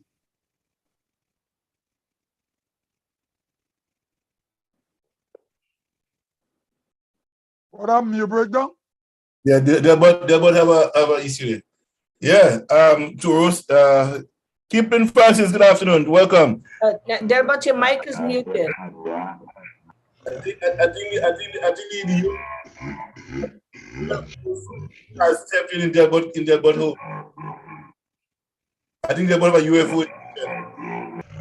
Yeah. Log on, come back in. Yeah, but log on, come back in. I think yeah, those people have invaded your face. Delbert is a CIA man. For his voice, they have changed like that. That's a CIA run. And invaded his place. Let me get that but back in voluntarily here. Yeah, I am. So yes, Hudson Judge. No. He was not a senator. He was not. He was not. I thought he was. He was not. However, No. He was not a senator.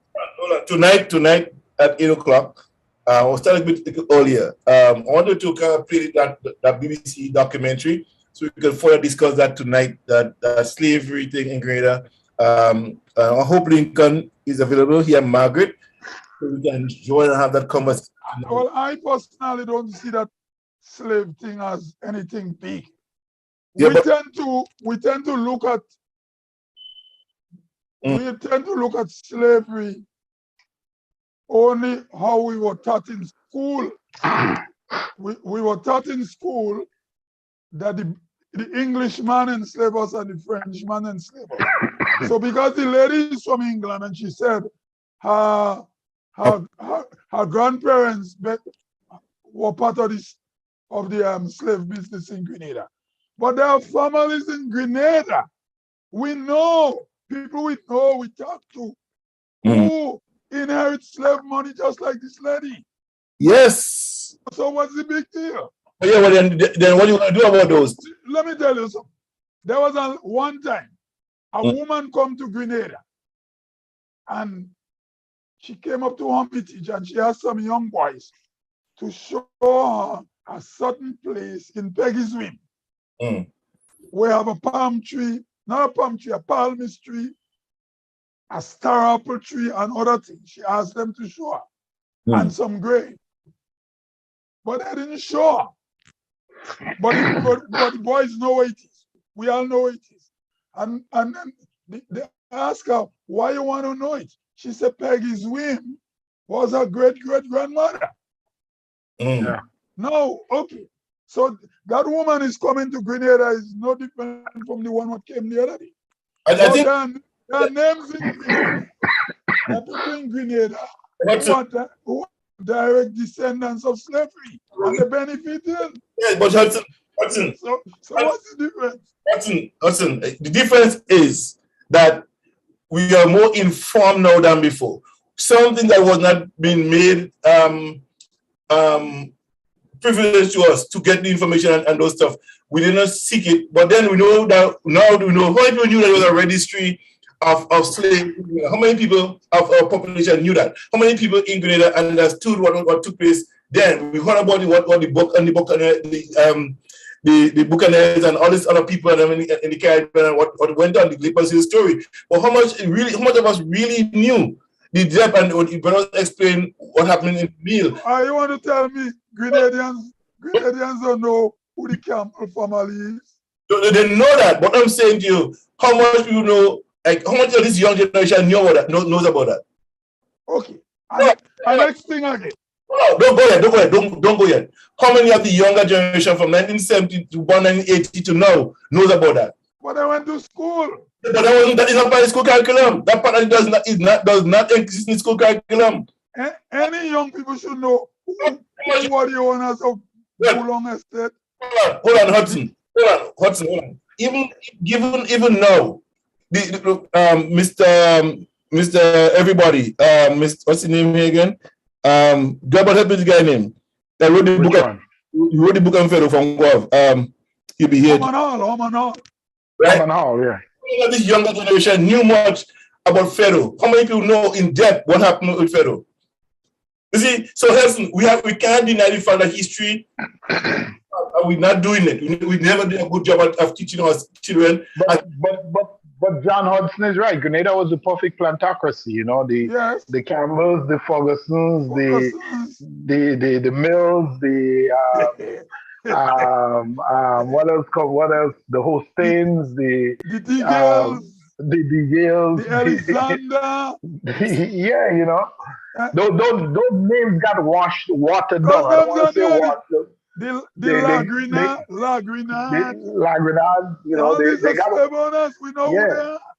Yeah, I think the Benjamins were also part of it, you know. So mind that we have to educate now the people about all those things. We can't. It's a good thing she did it. It's a good to me. It's a very good. No. I'm not saying. So, I respect the lady, you know. No, we could go back to. Hold on, those in Grenada who was involved in the safe business and benefit and couldn't benefit, so we could ask them too to contribute back to. But yeah, listen, about 15, probably more than that years ago. I don't remember how much years he left the U.S. Jomo Thomas had filed a suit in New York courts asking for reparation. He's considered an expert on this thing. I've studied it for a long time. And I hope Grenada should, if you're going to have, you can't have a Grenada effort to do that. You have to have a regional effort. And he will be one of the people that can speak to this issue very eloquently and very knowledgeable. All right. Me with this lady going there with one white person trying to absolve her soul, I'm not impressed. No, Sorry. I'm not impressed. I already knew many British families owned slaves, the Bank of England, all those Barclays Bank and all of them were investors in the slave trade. Who is this news to really?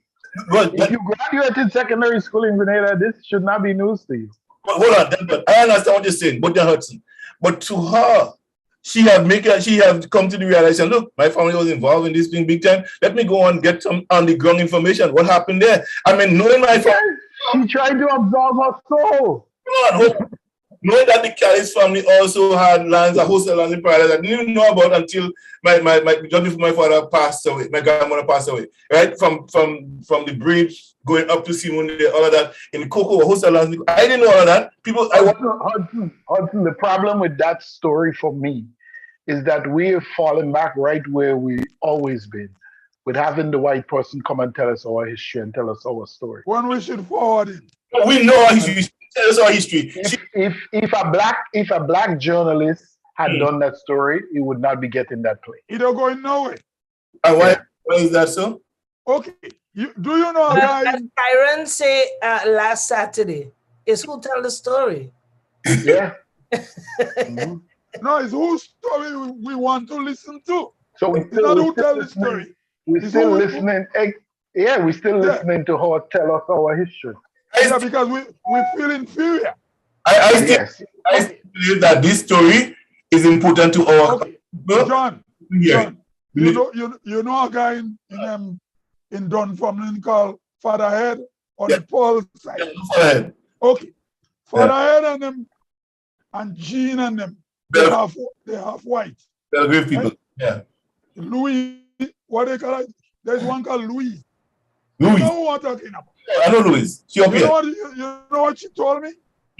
She told me that one of the Alexander man who owned Carrier Estate, a white man from England, coming down every year to Grenada and giving and making a baby with her grandmother.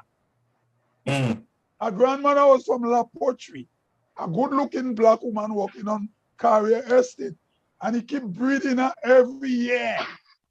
You know Jean and them. Married, right? And they look white, kind of half white. Mulatto people. Yeah, mulatto. And when the girl sit down and explain it for me, and she told me the only access they had to Carrier Estate before Gary take the estate, she said they were allowed to go and get provision and orange, and they never give them quarter acre land. The Noels is the same thing, you know. And we could these are people. Somebody should go and interview that girl and them and make documentary. I agree. So they descend. And they would tell the story. They will tell them what the truth because they lived it. But we don't want to listen to them. We want a white lady to come. This woman is looking to fill a time slot on her TV program, and she finds a reason, a story, and she wants. And she end up in some university archive. Gotta give the one the credit. She going in and she ain't got no credit to get from me. However, we're going to go back to the live here on what was said here. Yvonne Toro, and so Toro started first from top here. You want to go from bottom up? I'll go from bottom up. No, from the top down. No, okay, so go to Toro. Toro said here. Okay, I think it was okay. Precisely, John. We ain't getting nowhere by starting every discussion by putting every person in a tribe or camp and looking at every Grenadian issue for its NDPness or NMPness. Right? The second thing is no, Ali was a senator. That was corrected. Okay. What essentially different about what this lady is doing is documenting and evidence gathering that makes a direct link between the past and the present. We have oral stories, but not more document. Not more documentation. All right. So, but her story is largely an oral story. Also, the reality is that those records that she's accessing, they're nicely kept in London. One of the things the British and the French were really, really good at was detailing every little nasty, corrupt, murderous thing that they did. They never thought the world would change. So those information are nicely secluded in the archives in London and other parts of the United Kingdom. So, but it's important again that we get the story from our perspective. Yes. So what Hudson is speaking about there, having that young lady who lived that life, who saw it, who knew what happened, who had first-hand experience, it's important that her story be told. Yeah, but nobody wouldn't go to her. Hold on. Here we go. Here we go again. Here we go now. So now that lady has opened a new a door now for us to take the opportunity to do that. Because no. I don't think she opened no new. How long you knew that about Louise?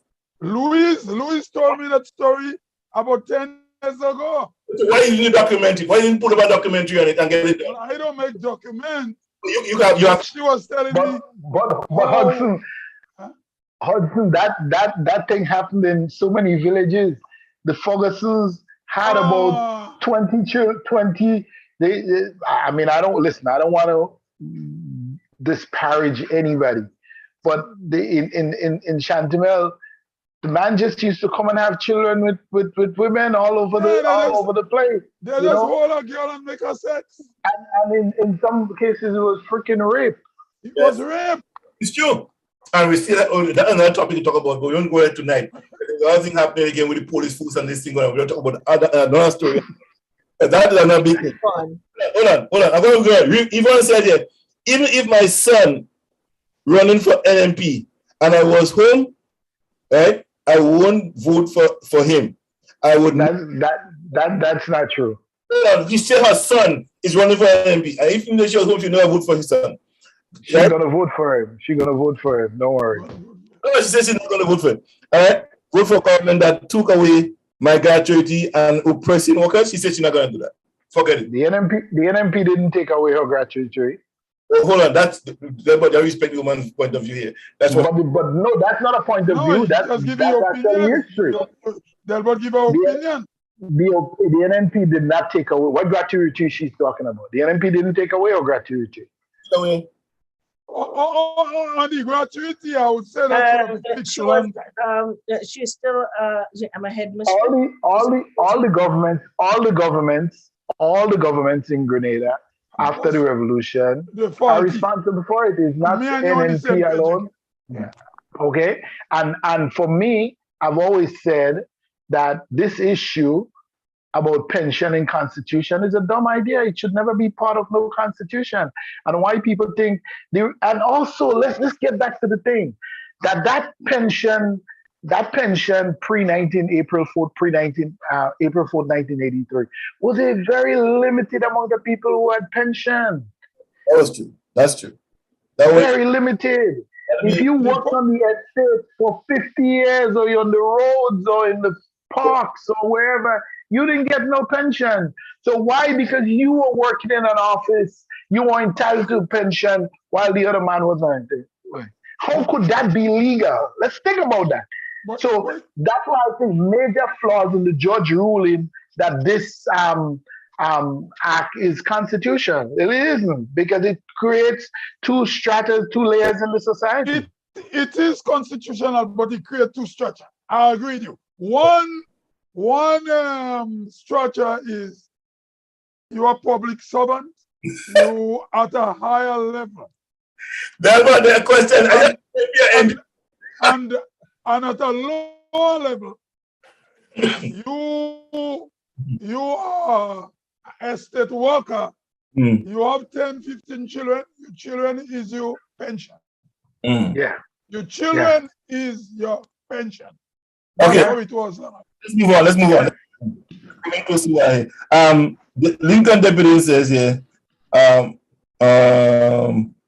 some of what is said is true, but it's not all about her and her witness. The current environment of the reparation movement also highlighted interest in documentary.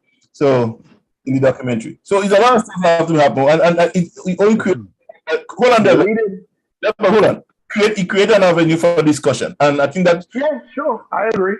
This discussion has to be had. I mean, if that wasn't documented, the document didn't take place, probably of country going on living life as a constitution or something else. John. To discuss it. This can't be no halfway thing. The leading spokesman on reparations in the Caribbean still calls himself Sobeckles.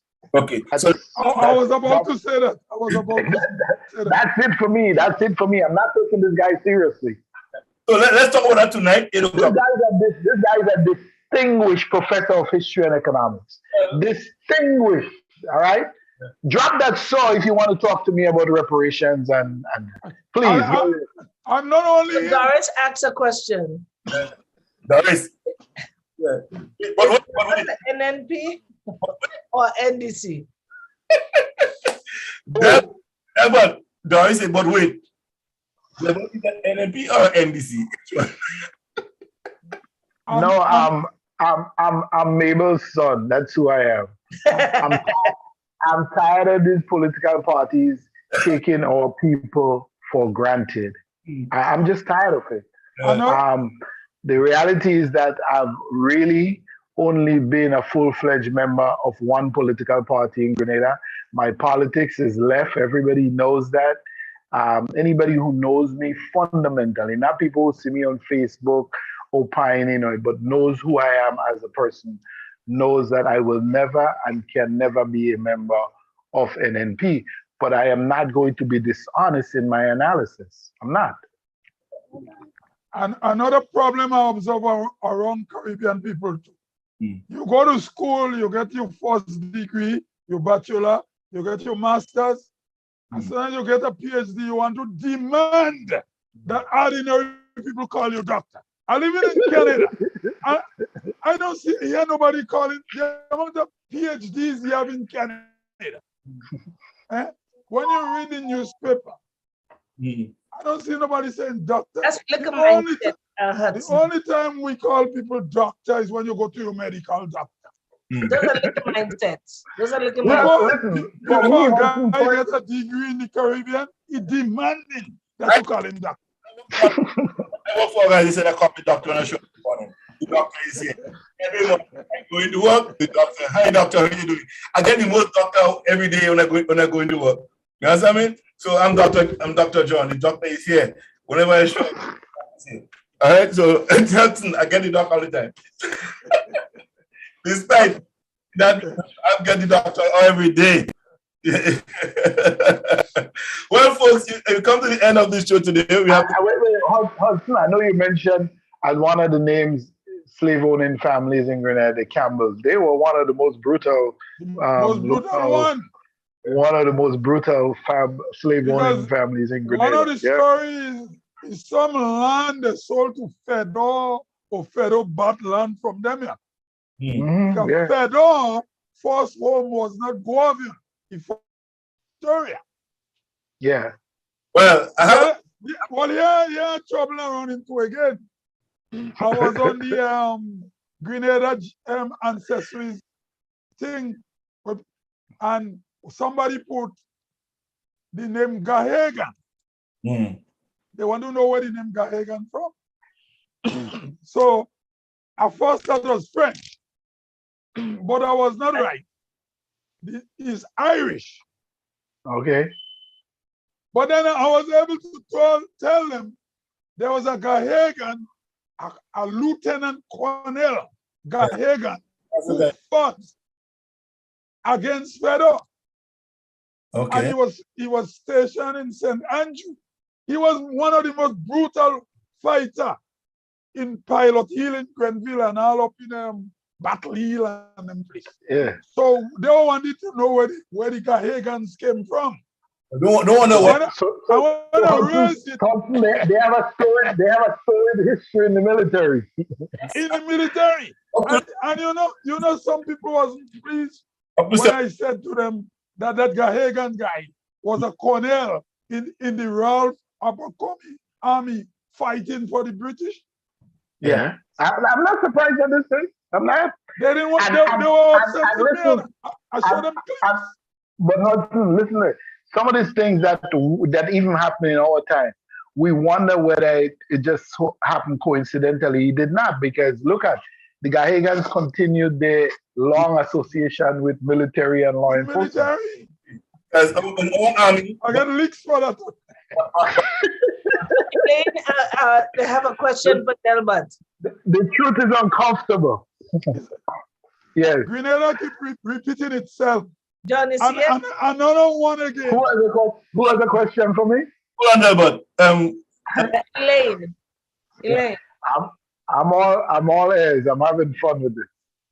Tell me who take away the pensions. John. Well, that would not be the terminology that I would use. And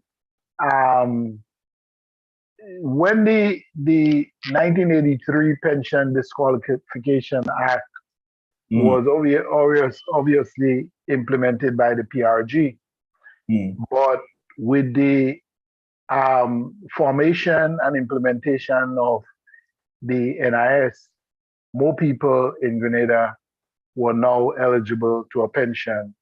Obviously, you were contributing a portion of your salary to it, which is what is done in most countries with most companies. I think when did the government, the first elected government in '85 codified NIS into law, and they left it pretty much intact. So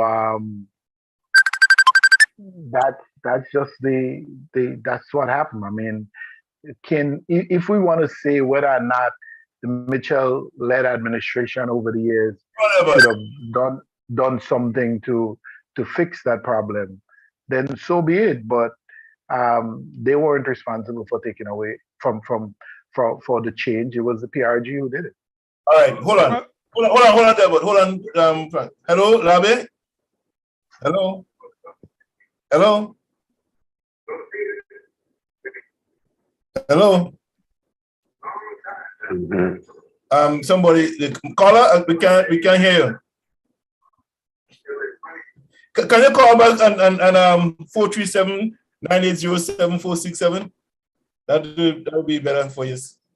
But Delbert, I blame the original NNP fight, followed by the first NDC government. Now, if you say you restore democracy, right? One man, one vote, you cannot make, okay, the original NNP make sure that the ministers get pension. Exactly, they took care of themselves, politicians. Right? So the PRG, they condemn the PRG. So if you condemn the PRG, therefore you should reinstate it. But hold on, Hudson. And I know you wasn't on that show, but I could clearly explain in detail. Yes, he did. About the transferring and the becoming of one, about the NIS and the old pension plan, how you want to work and work is. And there is a clause that they could go in, I think clause C or D. 46 and 47. No, clause 46 and 47. Right. They could have gone in there and fixed it themselves. It was an open thing for them to fix for themselves. So they can't blame. That's what I'm saying. Can't blame the PRG for it. It was given to them, and it is in the law there, in the NIS Act. So they could make it. So then they come and making the foolishness about the PRG or nothing. He give you the opportunity to fix whatever amendment in the law. So the fault is the NNP and the NDC, both of them. Yeah, they had to fix it now. They had to do it and do it right for the people of Grenada. It's there. So when the act was taking place in 1983, April of 1984, it becoming full for soccer. The people who started working, they will not be retiring in 2 years. It'll take them a whole 40 years. By now, these people will be close to retirement or retiring now. They will be contributing enough to the NIS to get a pension from it, right? But John, if you was public servants in Grenada for 25 years, you're entitled to retire. You don't have to work for 60 years. Who under the law was the British people? No, that's the law. That's the law. Yeah, but it was law, but who was the beneficiary of it? People believe. I don't know, but that's the law. Yeah, you just had to put in 25 years. Because that was what she put in 31 years. My last sister, my last sister, started teaching at the age of 17 years. Teach and become a vice principal at an early age, in her early 40s, and was able to become pharmacist, open a pharmaceutical place in Sutter's.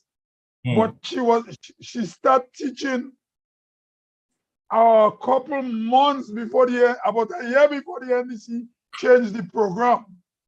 About a year before the NDC changed, not the NDC, the PRG changed the program. Yeah, she's teaching at the age of 17 years. I know her very well. You know my sister? Bank. Yes, I know your sister. St. Patrick's Pharmacy, that's my sister. She's in her 50s. She's getting a full government pension. Hold on here. Hold on, guys, please. Before we go, I want to think. Hudson, hold on. I want to let me be respectful here. Ivan had said something here, and said it here, and I want to say this because we know and we have discussed that Ivan wasn't probably over want to discuss this NIS thing with Bonald Code and everything like that. We had a whole full. Yeah, she was not on at that time. We had a whole 4 weeks. So we know, I want to make you tell Yvonne, we apologize for that, but we know and we have been fully informed by the man himself on the NIS issue. What the other guy, what TTM done have taken money and said pay back. They have raped and robbed the NIS. We know that, we understand that. they have misused the funds, and Boyacode has made several trips on this radio station and make it clear what would have come out of the profit of the NIS and what it have been going into in terms of housing and making sure everybody going to be able to live in their own home, from the full family home set to everybody having their own house, to build more houses and to create more industries, to get more people working, and to create a so-called what they call a middle-class society in Grenada, reducing unemployment to the lowest level. So all of that was talked about on this show. So these governments that come after are going to fall in the real McCoy. You understand? They still have some work to do. They have to rise to the occasion, and they haven't risen to the occasion right now. But you don't know half of how NP government corrupt. They don't know, trust me, they don't know them. Let me say to you, when I retired, I discovered that NIS did not collect contribution for me for many months, right? And in different years. Wait. When she retired, she realized that NIS did not collect contribution for me for many months of in different years. Collect it from who? Collect it from who? Well, who would they have to collect it from? Because if she was a government worker, there's a deduction from her salary, and there's a contribution from the government. Yes, it should have been. When did she find that out? I think she said after she finished. Sorry, let me go back here. Read it. So she wasn't reading her annual report, her annual statement. Let me read it. Let me read what she says here, so you get a better understanding. You don't know half of how NMP government corrupt. Let me see. To you, when I retired, so when she retired, I discovered that NIS did not collect contribution for me for many months in different years. Contribution from who? Hold on. Let me read it in a finish yet. Yeah, but make it make sense. Let me read the whole story, please. The government took it out, but never paid it to NIS. I had to get a letter from Ministry of Education to say I never broke contract. So the government did collect the money on behalf. No. Our information is incorrect. But the money doesn't go to the government. The money goes to NIS. The government doesn't know about that. No. But what she's talking about, it seems to be a clerical error. It could be. But the money go to NIS, not to the government. Yeah, but who collecting it on behalf of the NIS? The government. The NIS is an institution. No, the NIS collecting the money for itself. You see, that this is what people doesn't understand. They don't understand the separation of institutions. Okay, Delbert. And what? Wait, hold on, John. What's the person's name? Huh? Yvonne. What's her name? Yvonne, trust me. Do find out a little bit about me. You don't have to go much deep. I know of every ears of the NNP administration. I have spoken about it for years. They have taken me to task. My name have come up on platform. I've been criticized. I've been all kind of stuff. So this is not me here supporting NNP. This is me here sticking to the facts. And the reality is that you have an annual statement that you get from NIS. How come you only find out that when you are ready to retire, that your account was not in order? That's kind of your fault. Most likely the employer didn't pay the money. Probably that too. It could be. The employer didn't pay the money. The employer didn't pay the money. Somebody shall change you. Somebody did behind. And sometimes those things are clerical errors too. But hold on there. A lot of times, I don't change it, but a lot of times your money was not given to you in a check. Yeah? Well, the money, it's a deduction. It's never given to you in a check. The deduction. So again, you never know, man. However, guys, the time is now 17 minutes past 12. Kipling Francis, please, the last one. Sorry. Okay, one can own. I know you. Okay, Deborah, she said she know you. You can't hide. You know me, I can't hide. You can't hide. I've never tried to hide. Like I tell people, I've only been a full-fledged member of one party in Grenada, and that was the New Joel movement. But I was saying to you that she said that you can't hide. I am from St. Patrick's. I just put in the cat, you can't hide. People know wherever you go. I'm just saying that. That was my put in that piece of. Well, if she's from St. Patrick's, then she definitely knows me. But she's spilling a little bit of sour grapes there, you know. But did she, Margaret asked me a question. Did she get a statement? There have been legitimate issues with NIS and payments. That's what Margaret. Of course. Yeah, so that could be an issue here with that. But it's not only in Grenada that happens. You could work for a private company here, and they keep taking your money. And the end of the year, they didn't pay too. It happens with the U.S. Social Security Administration. A couple years ago, I had to go in and make a major thing, you know. All you have to do is a last pay stop to track it back. Okay, but let us be frank and be fair. The Grenadian government is corrupt, and we don't expect anything better from them, right? So that's the truth. We have no disagreement on that. I'm not defending the government. We're talking about the institution. The institution. Yeah. And you see, listen, one of the problems too, okay, let's be honest here, is that if you have a series of failed governments, it's going to begin to affect the functionality of the institution. So the two go hand in hand.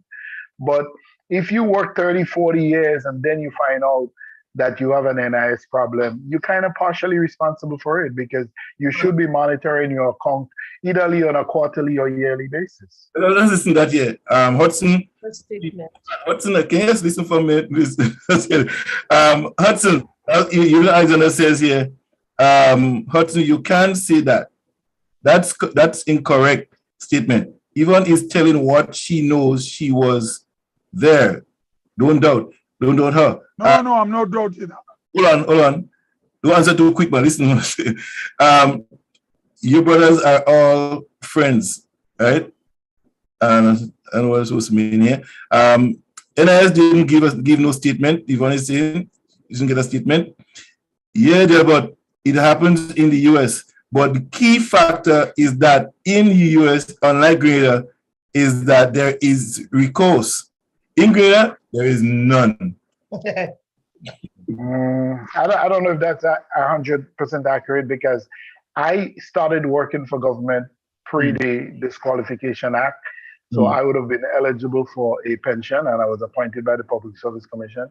And I also have an NIS account, which I have been able to access over the years, and it remains in good standing. And I have not worked for government in Grenada since 1983. So if you're managing your affairs, you know, you have to listen. What happened to personal responsibility? Is it true that you could stay in foreign and pay NIS in Grenada?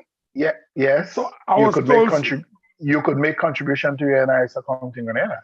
Whether it makes financial or investment sense is a different story, but you can do it. What do you guys think about the government taking money from the NIS and don't pay it back? Like when they and not pay back? No, the government cannot do that.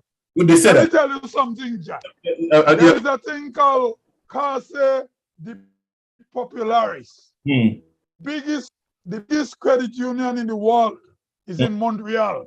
And the provincial government of Quebec, or the Quebec government, use that money to run Quebec. Yes. Case de Popularis. So once government borrow money from credit union and NIS and all them institutions, they cannot refuse to pay. Listen, man. Yeah, because they borrow it in maturing bonds. So after a number of years, it's paid back. The government might borrow from the NIS through what is typically called a municipal bond funding. So those bonds mature every 5 or 10 or whatever years it's set up, and it's generally paid back. It's nice to say politically that people. But listen, governments all around the world have dipped their hands in because and I say social security. So governments all around the world, this is not happening in Grenada alone, has always dipped. I mean, the 2000 election in the United States, that was a big part of about it. You know, when Argo was they saying we're going to put social security in a lockbox and make sure it's never touched again. Governments dip their hand in social security money all the time, all over the world, under all system of government. So we just do like these things only happen in Grenada. No, it doesn't only happen in Grenada. It's a global problem. When the government find themselves in a thing, and both governments are thing. Under NDC, I remember NIS bought that old building, the old doctor's house, the parish doctor house in St. John's, which was in Maran, and had government house where George Lewison used to live during the revolutions. The government sold the house to NIS. Sold, quote unquote, sold, or forced them to buy it as an asset for what it wasn't worth, right? And the building is still sitting there abandoned. So this is not an NNP problem. This is a Grenada government problem. And NDC had borrowed money from NIS as well. And it's the same formula that NNP uses. Again, every government is responsible to pay back whenever they can the money back to the NIS. The thing about it is when you have a leadership that does not care about the well-being of the people, that's my concern. But I want to point out, Doris, something I want to make all you aware of. Do you remember Spice Mass Corporation took a promoter to court for overhauling a show in Moonlight City, and the judge chose the case? I remember that. Do you know the promoter is this guy? The guy who was running the election in where Nas had the seat. Where Tobias is now. It's the same guy, you know. Nimrod. Interesting. It's the same Nimrod Oliver. Nimrod, yeah. That's the same guy calling Dow and Spice Mass Corporation took to court to stop the show in Moonlight City. He was the New York-based promoter. What is the high policeman, and he was a military man. That's the same guy. And it's so coincidentally, journalists who wrote about it. Ali Gill was the junior minister of culture. Now he's the chairman of Spice Mass. Yes. And now this guy is going to be an MP. The soccer continues, right? So how can you blame Ali Dowden from crossing over? Exactly.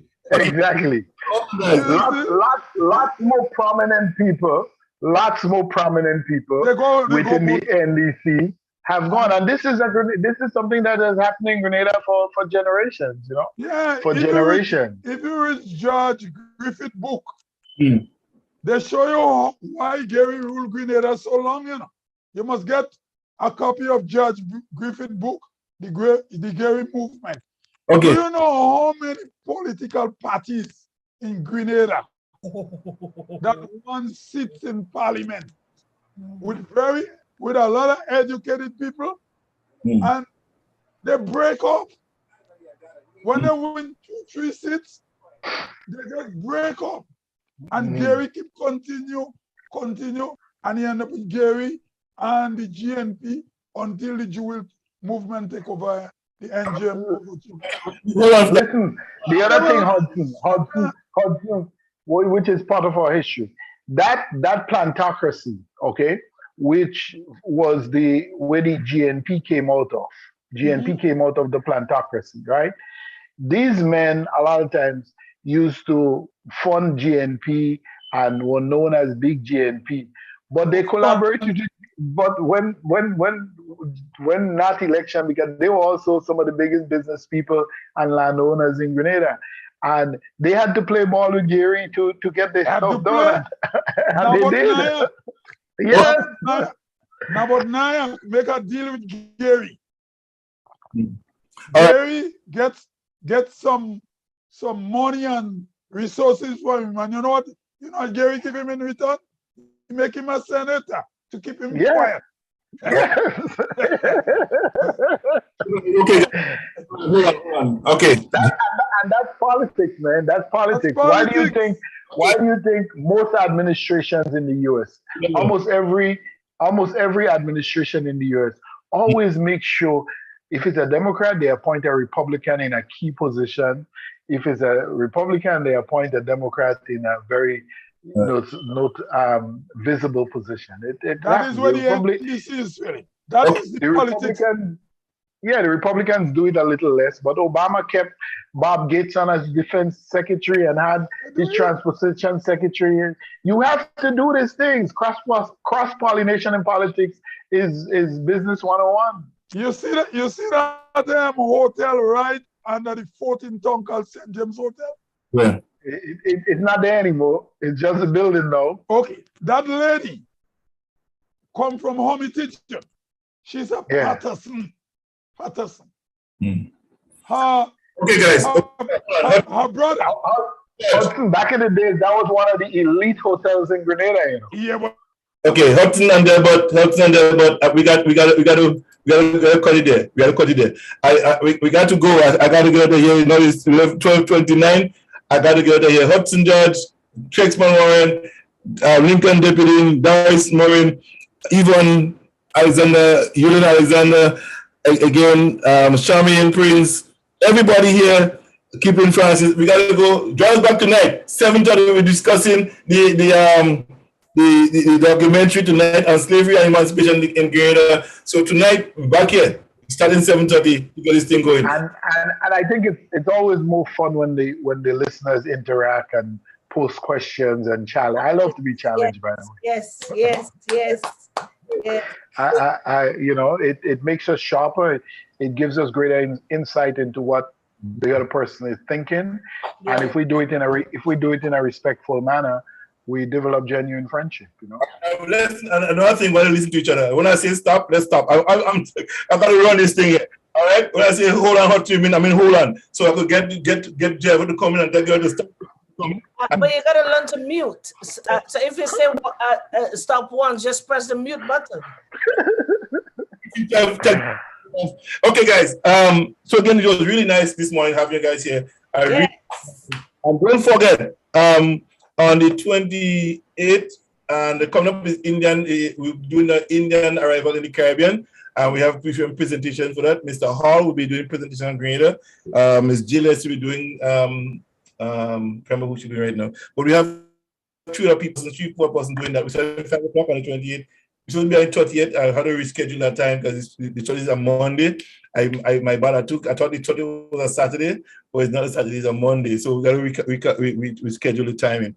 But we're doing the Indian arrival in the Caribbean from Grenada, Trinidad, Guyana, and St. Vincent it is, right? We're doing that presentation on the 28th or 29th, or the 30th, somewhere there. But I'll give you final details on that. Also, Hudson George and Margaret have to get ready for the first Saturday in June to do the village history and culture. Don't forget that you and Margaret have assignment for the first Saturday in June. And Toro is doing St. George's. That will be the second Saturday in June. We talk more the history of St. George's. Lincoln Deputy will be heading up that with other folks doing that for that time. All right. Well, I have so I could help him. For St. George's. All right. So you have all that going on. So please, ladies and gentlemen, tonight, let's continue the conversation. We'll be more than happy to have you. Double big. We'll try your call in, Ollie and Hudson. Make sure you go by Mag and come back, Ollie, tonight. All right. Please come back tonight. Let's continue the conversation. All right. Have a great afternoon. Hudson is asking a question, but he's muted. If you're muted, press your mute button. You're still muted. Is it 8:30? No. You come in 8:30. You're always late for class. So come 8:30. No, don't come 8:30. We're starting. I run the documentary from 7:30. So we're starting actually. Is 8 o'clock. So what persons could get to hear, get the essence of what the documentary, what we're going to talk about. I'm going to come in around 7:45 Yeah. All right. Okay. Okay. All right. Okay. All right. Anyway, man, have a nice day. All right, have a great afternoon, guys. Yeah, man. All right, Tex. Yes, love you. Love you, No, love I'm not you. gonna answer. I love you. You have to Text. start saying it. Text. Love and Text. best wishes always. Text. Thank you. You took Canadian first. In Grenada, people that love them. They show them they love them. Hudson, you That's have our to culture. say that you love We me. show I love. need to hear the word love. Yeah, we don't tell people we love Say them. you We love show me. them. No, I'm showing it not enough. In Grenada, you show love. You gotta tell me you love me. Don't tell love. You grow up, when you growing up in Grenada, your mother don't tell you they love you, or your father Yes, don't my tell you mom they love and dad say it. The both of But them you say it. know that they love you. No, they both of Yeah. them say it. You They get say we you love That's how we were raised. Hudson, once there was food in the refrigerator or on the Yeah. table and That clothes is on the your love. back. You didn't need anything else. And a good Grenadian man never hide his money from his woman. She know where the money is. You Yeah. have to say, honey, I love you. All the The money. money's there. That Wrong is how we grow. Wrong Love. Tell me you love me. And then tomorrow, God, honey, I have something to tell you, you know. I want to tell you like that. But you know, I don't love you anymore, you know. Why, honey? I've seen a next person now. I don't have no feelings for you. The feelings I had for you, I don't have it again. Well, In Grenada, that's not our culture. Well, that's It's okay. At towards least I'm aware of it. Tell Yeah, me. but Tell me. in Grenada, it's dead towards pat. No, honey, I love you. The money is there, the food is there, everything there. That's what the love is. Love you all. Love you. Anyway, take care. Love you. Love you, John. Bye-bye, guys. That's a sweetheart. That is the main foundation. So let us go hand in hand, because this is our land. Come my brother, come my sister, and let us build a nation together.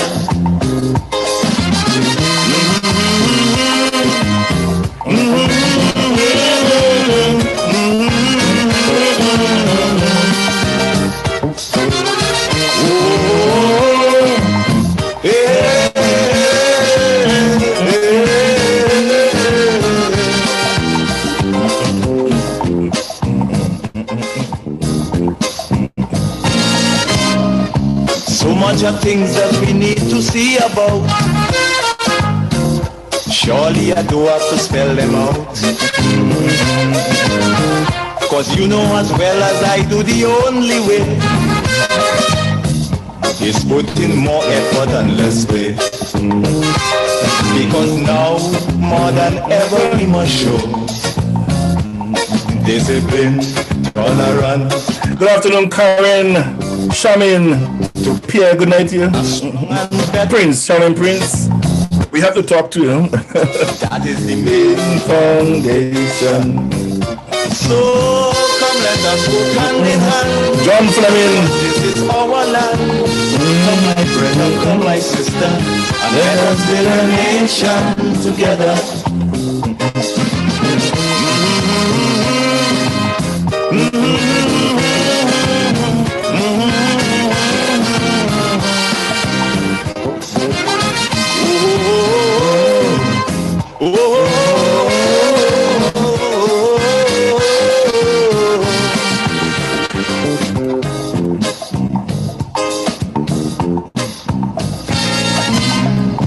This also goes for every Trinbagonian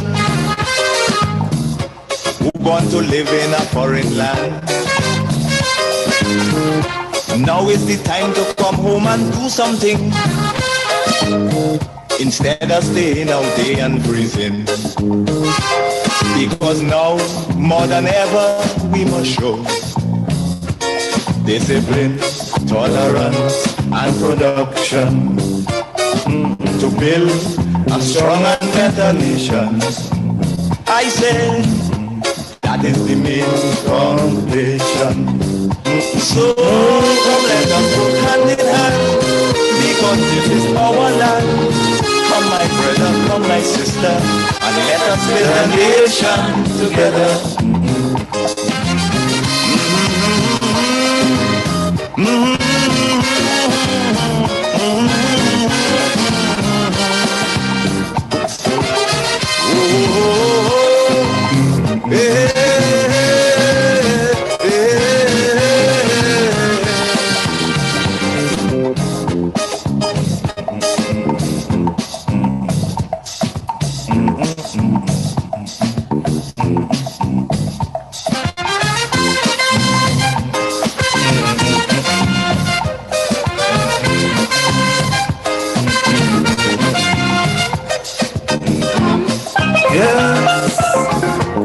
Let us build a nation together.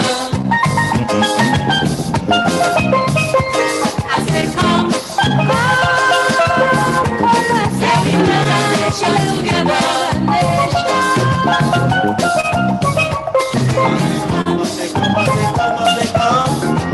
Let me build a nation together. I say come, let's build a nation together.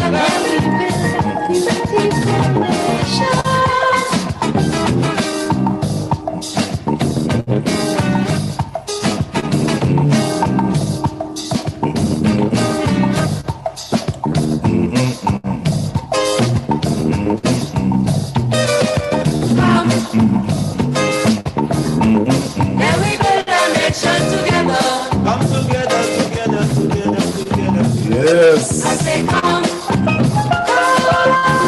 let's say we build a nation together. We build a nation together. Come, and we build a nation together. And we build a nation. I say come, and we build a nation together.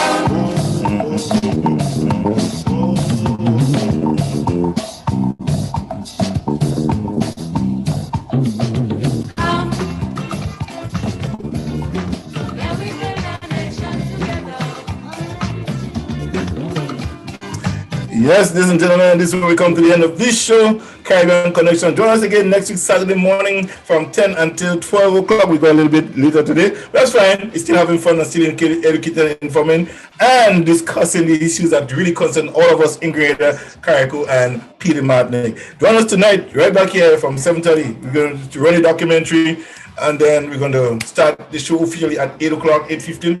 And we're looking forward to have full participation tonight. All right, so come back here ready to contribute and talk about what's happening with the slavery and reparation in the Caribbean and in Greater in particular. All right, Hudson George, Double Baptist Texman Warren, Martin Francis looking to have you, and Delbert and Lincoln Deputy on the panel tonight. Come back in, let us talk about it. All right, one love. Caribbean Connections.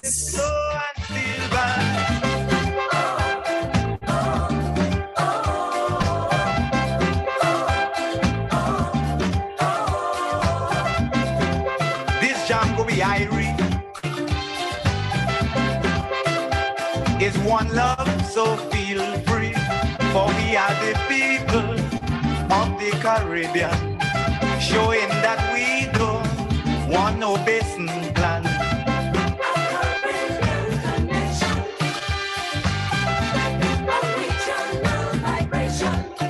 I say we jamming to the songs of the Caribbean, we grooving to calypso and steel band.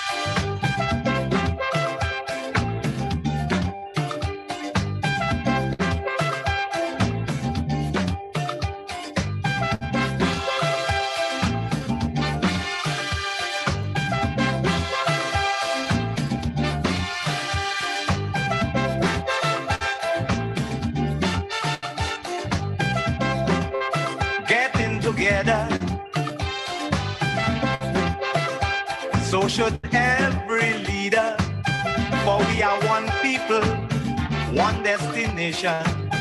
So let us move on without hesitation. A Caribbean connection, a regional vibration. I say we jamming to the songs of the Caribbean. We grooving to calypso and steel band.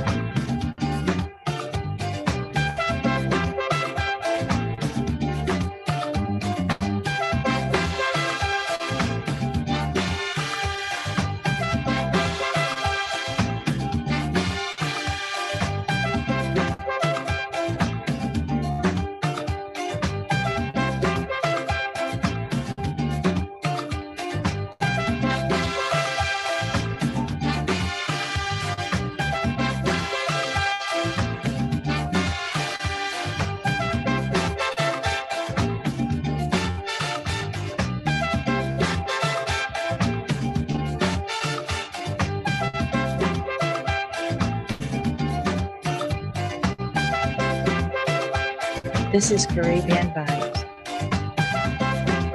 The venue is Tobago, and it's going to be a grand show. A true Caribbean Callaloo mix up. When we start to jam up, we going non-stop.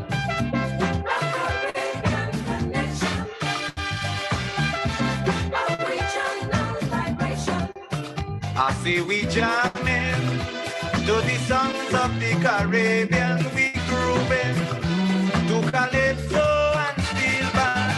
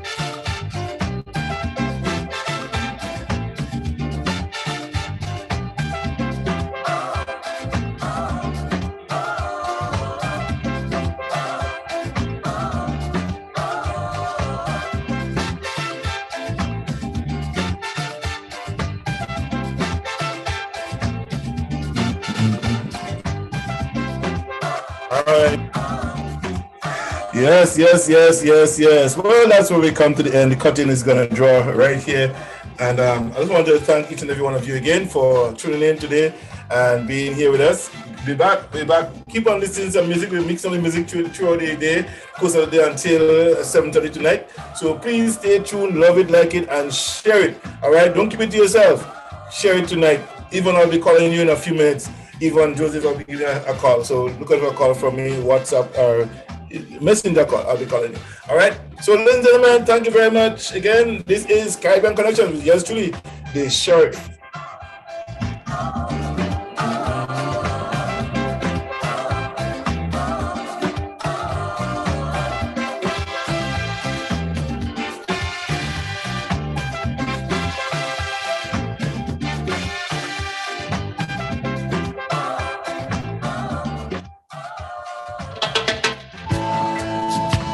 Yes, give up.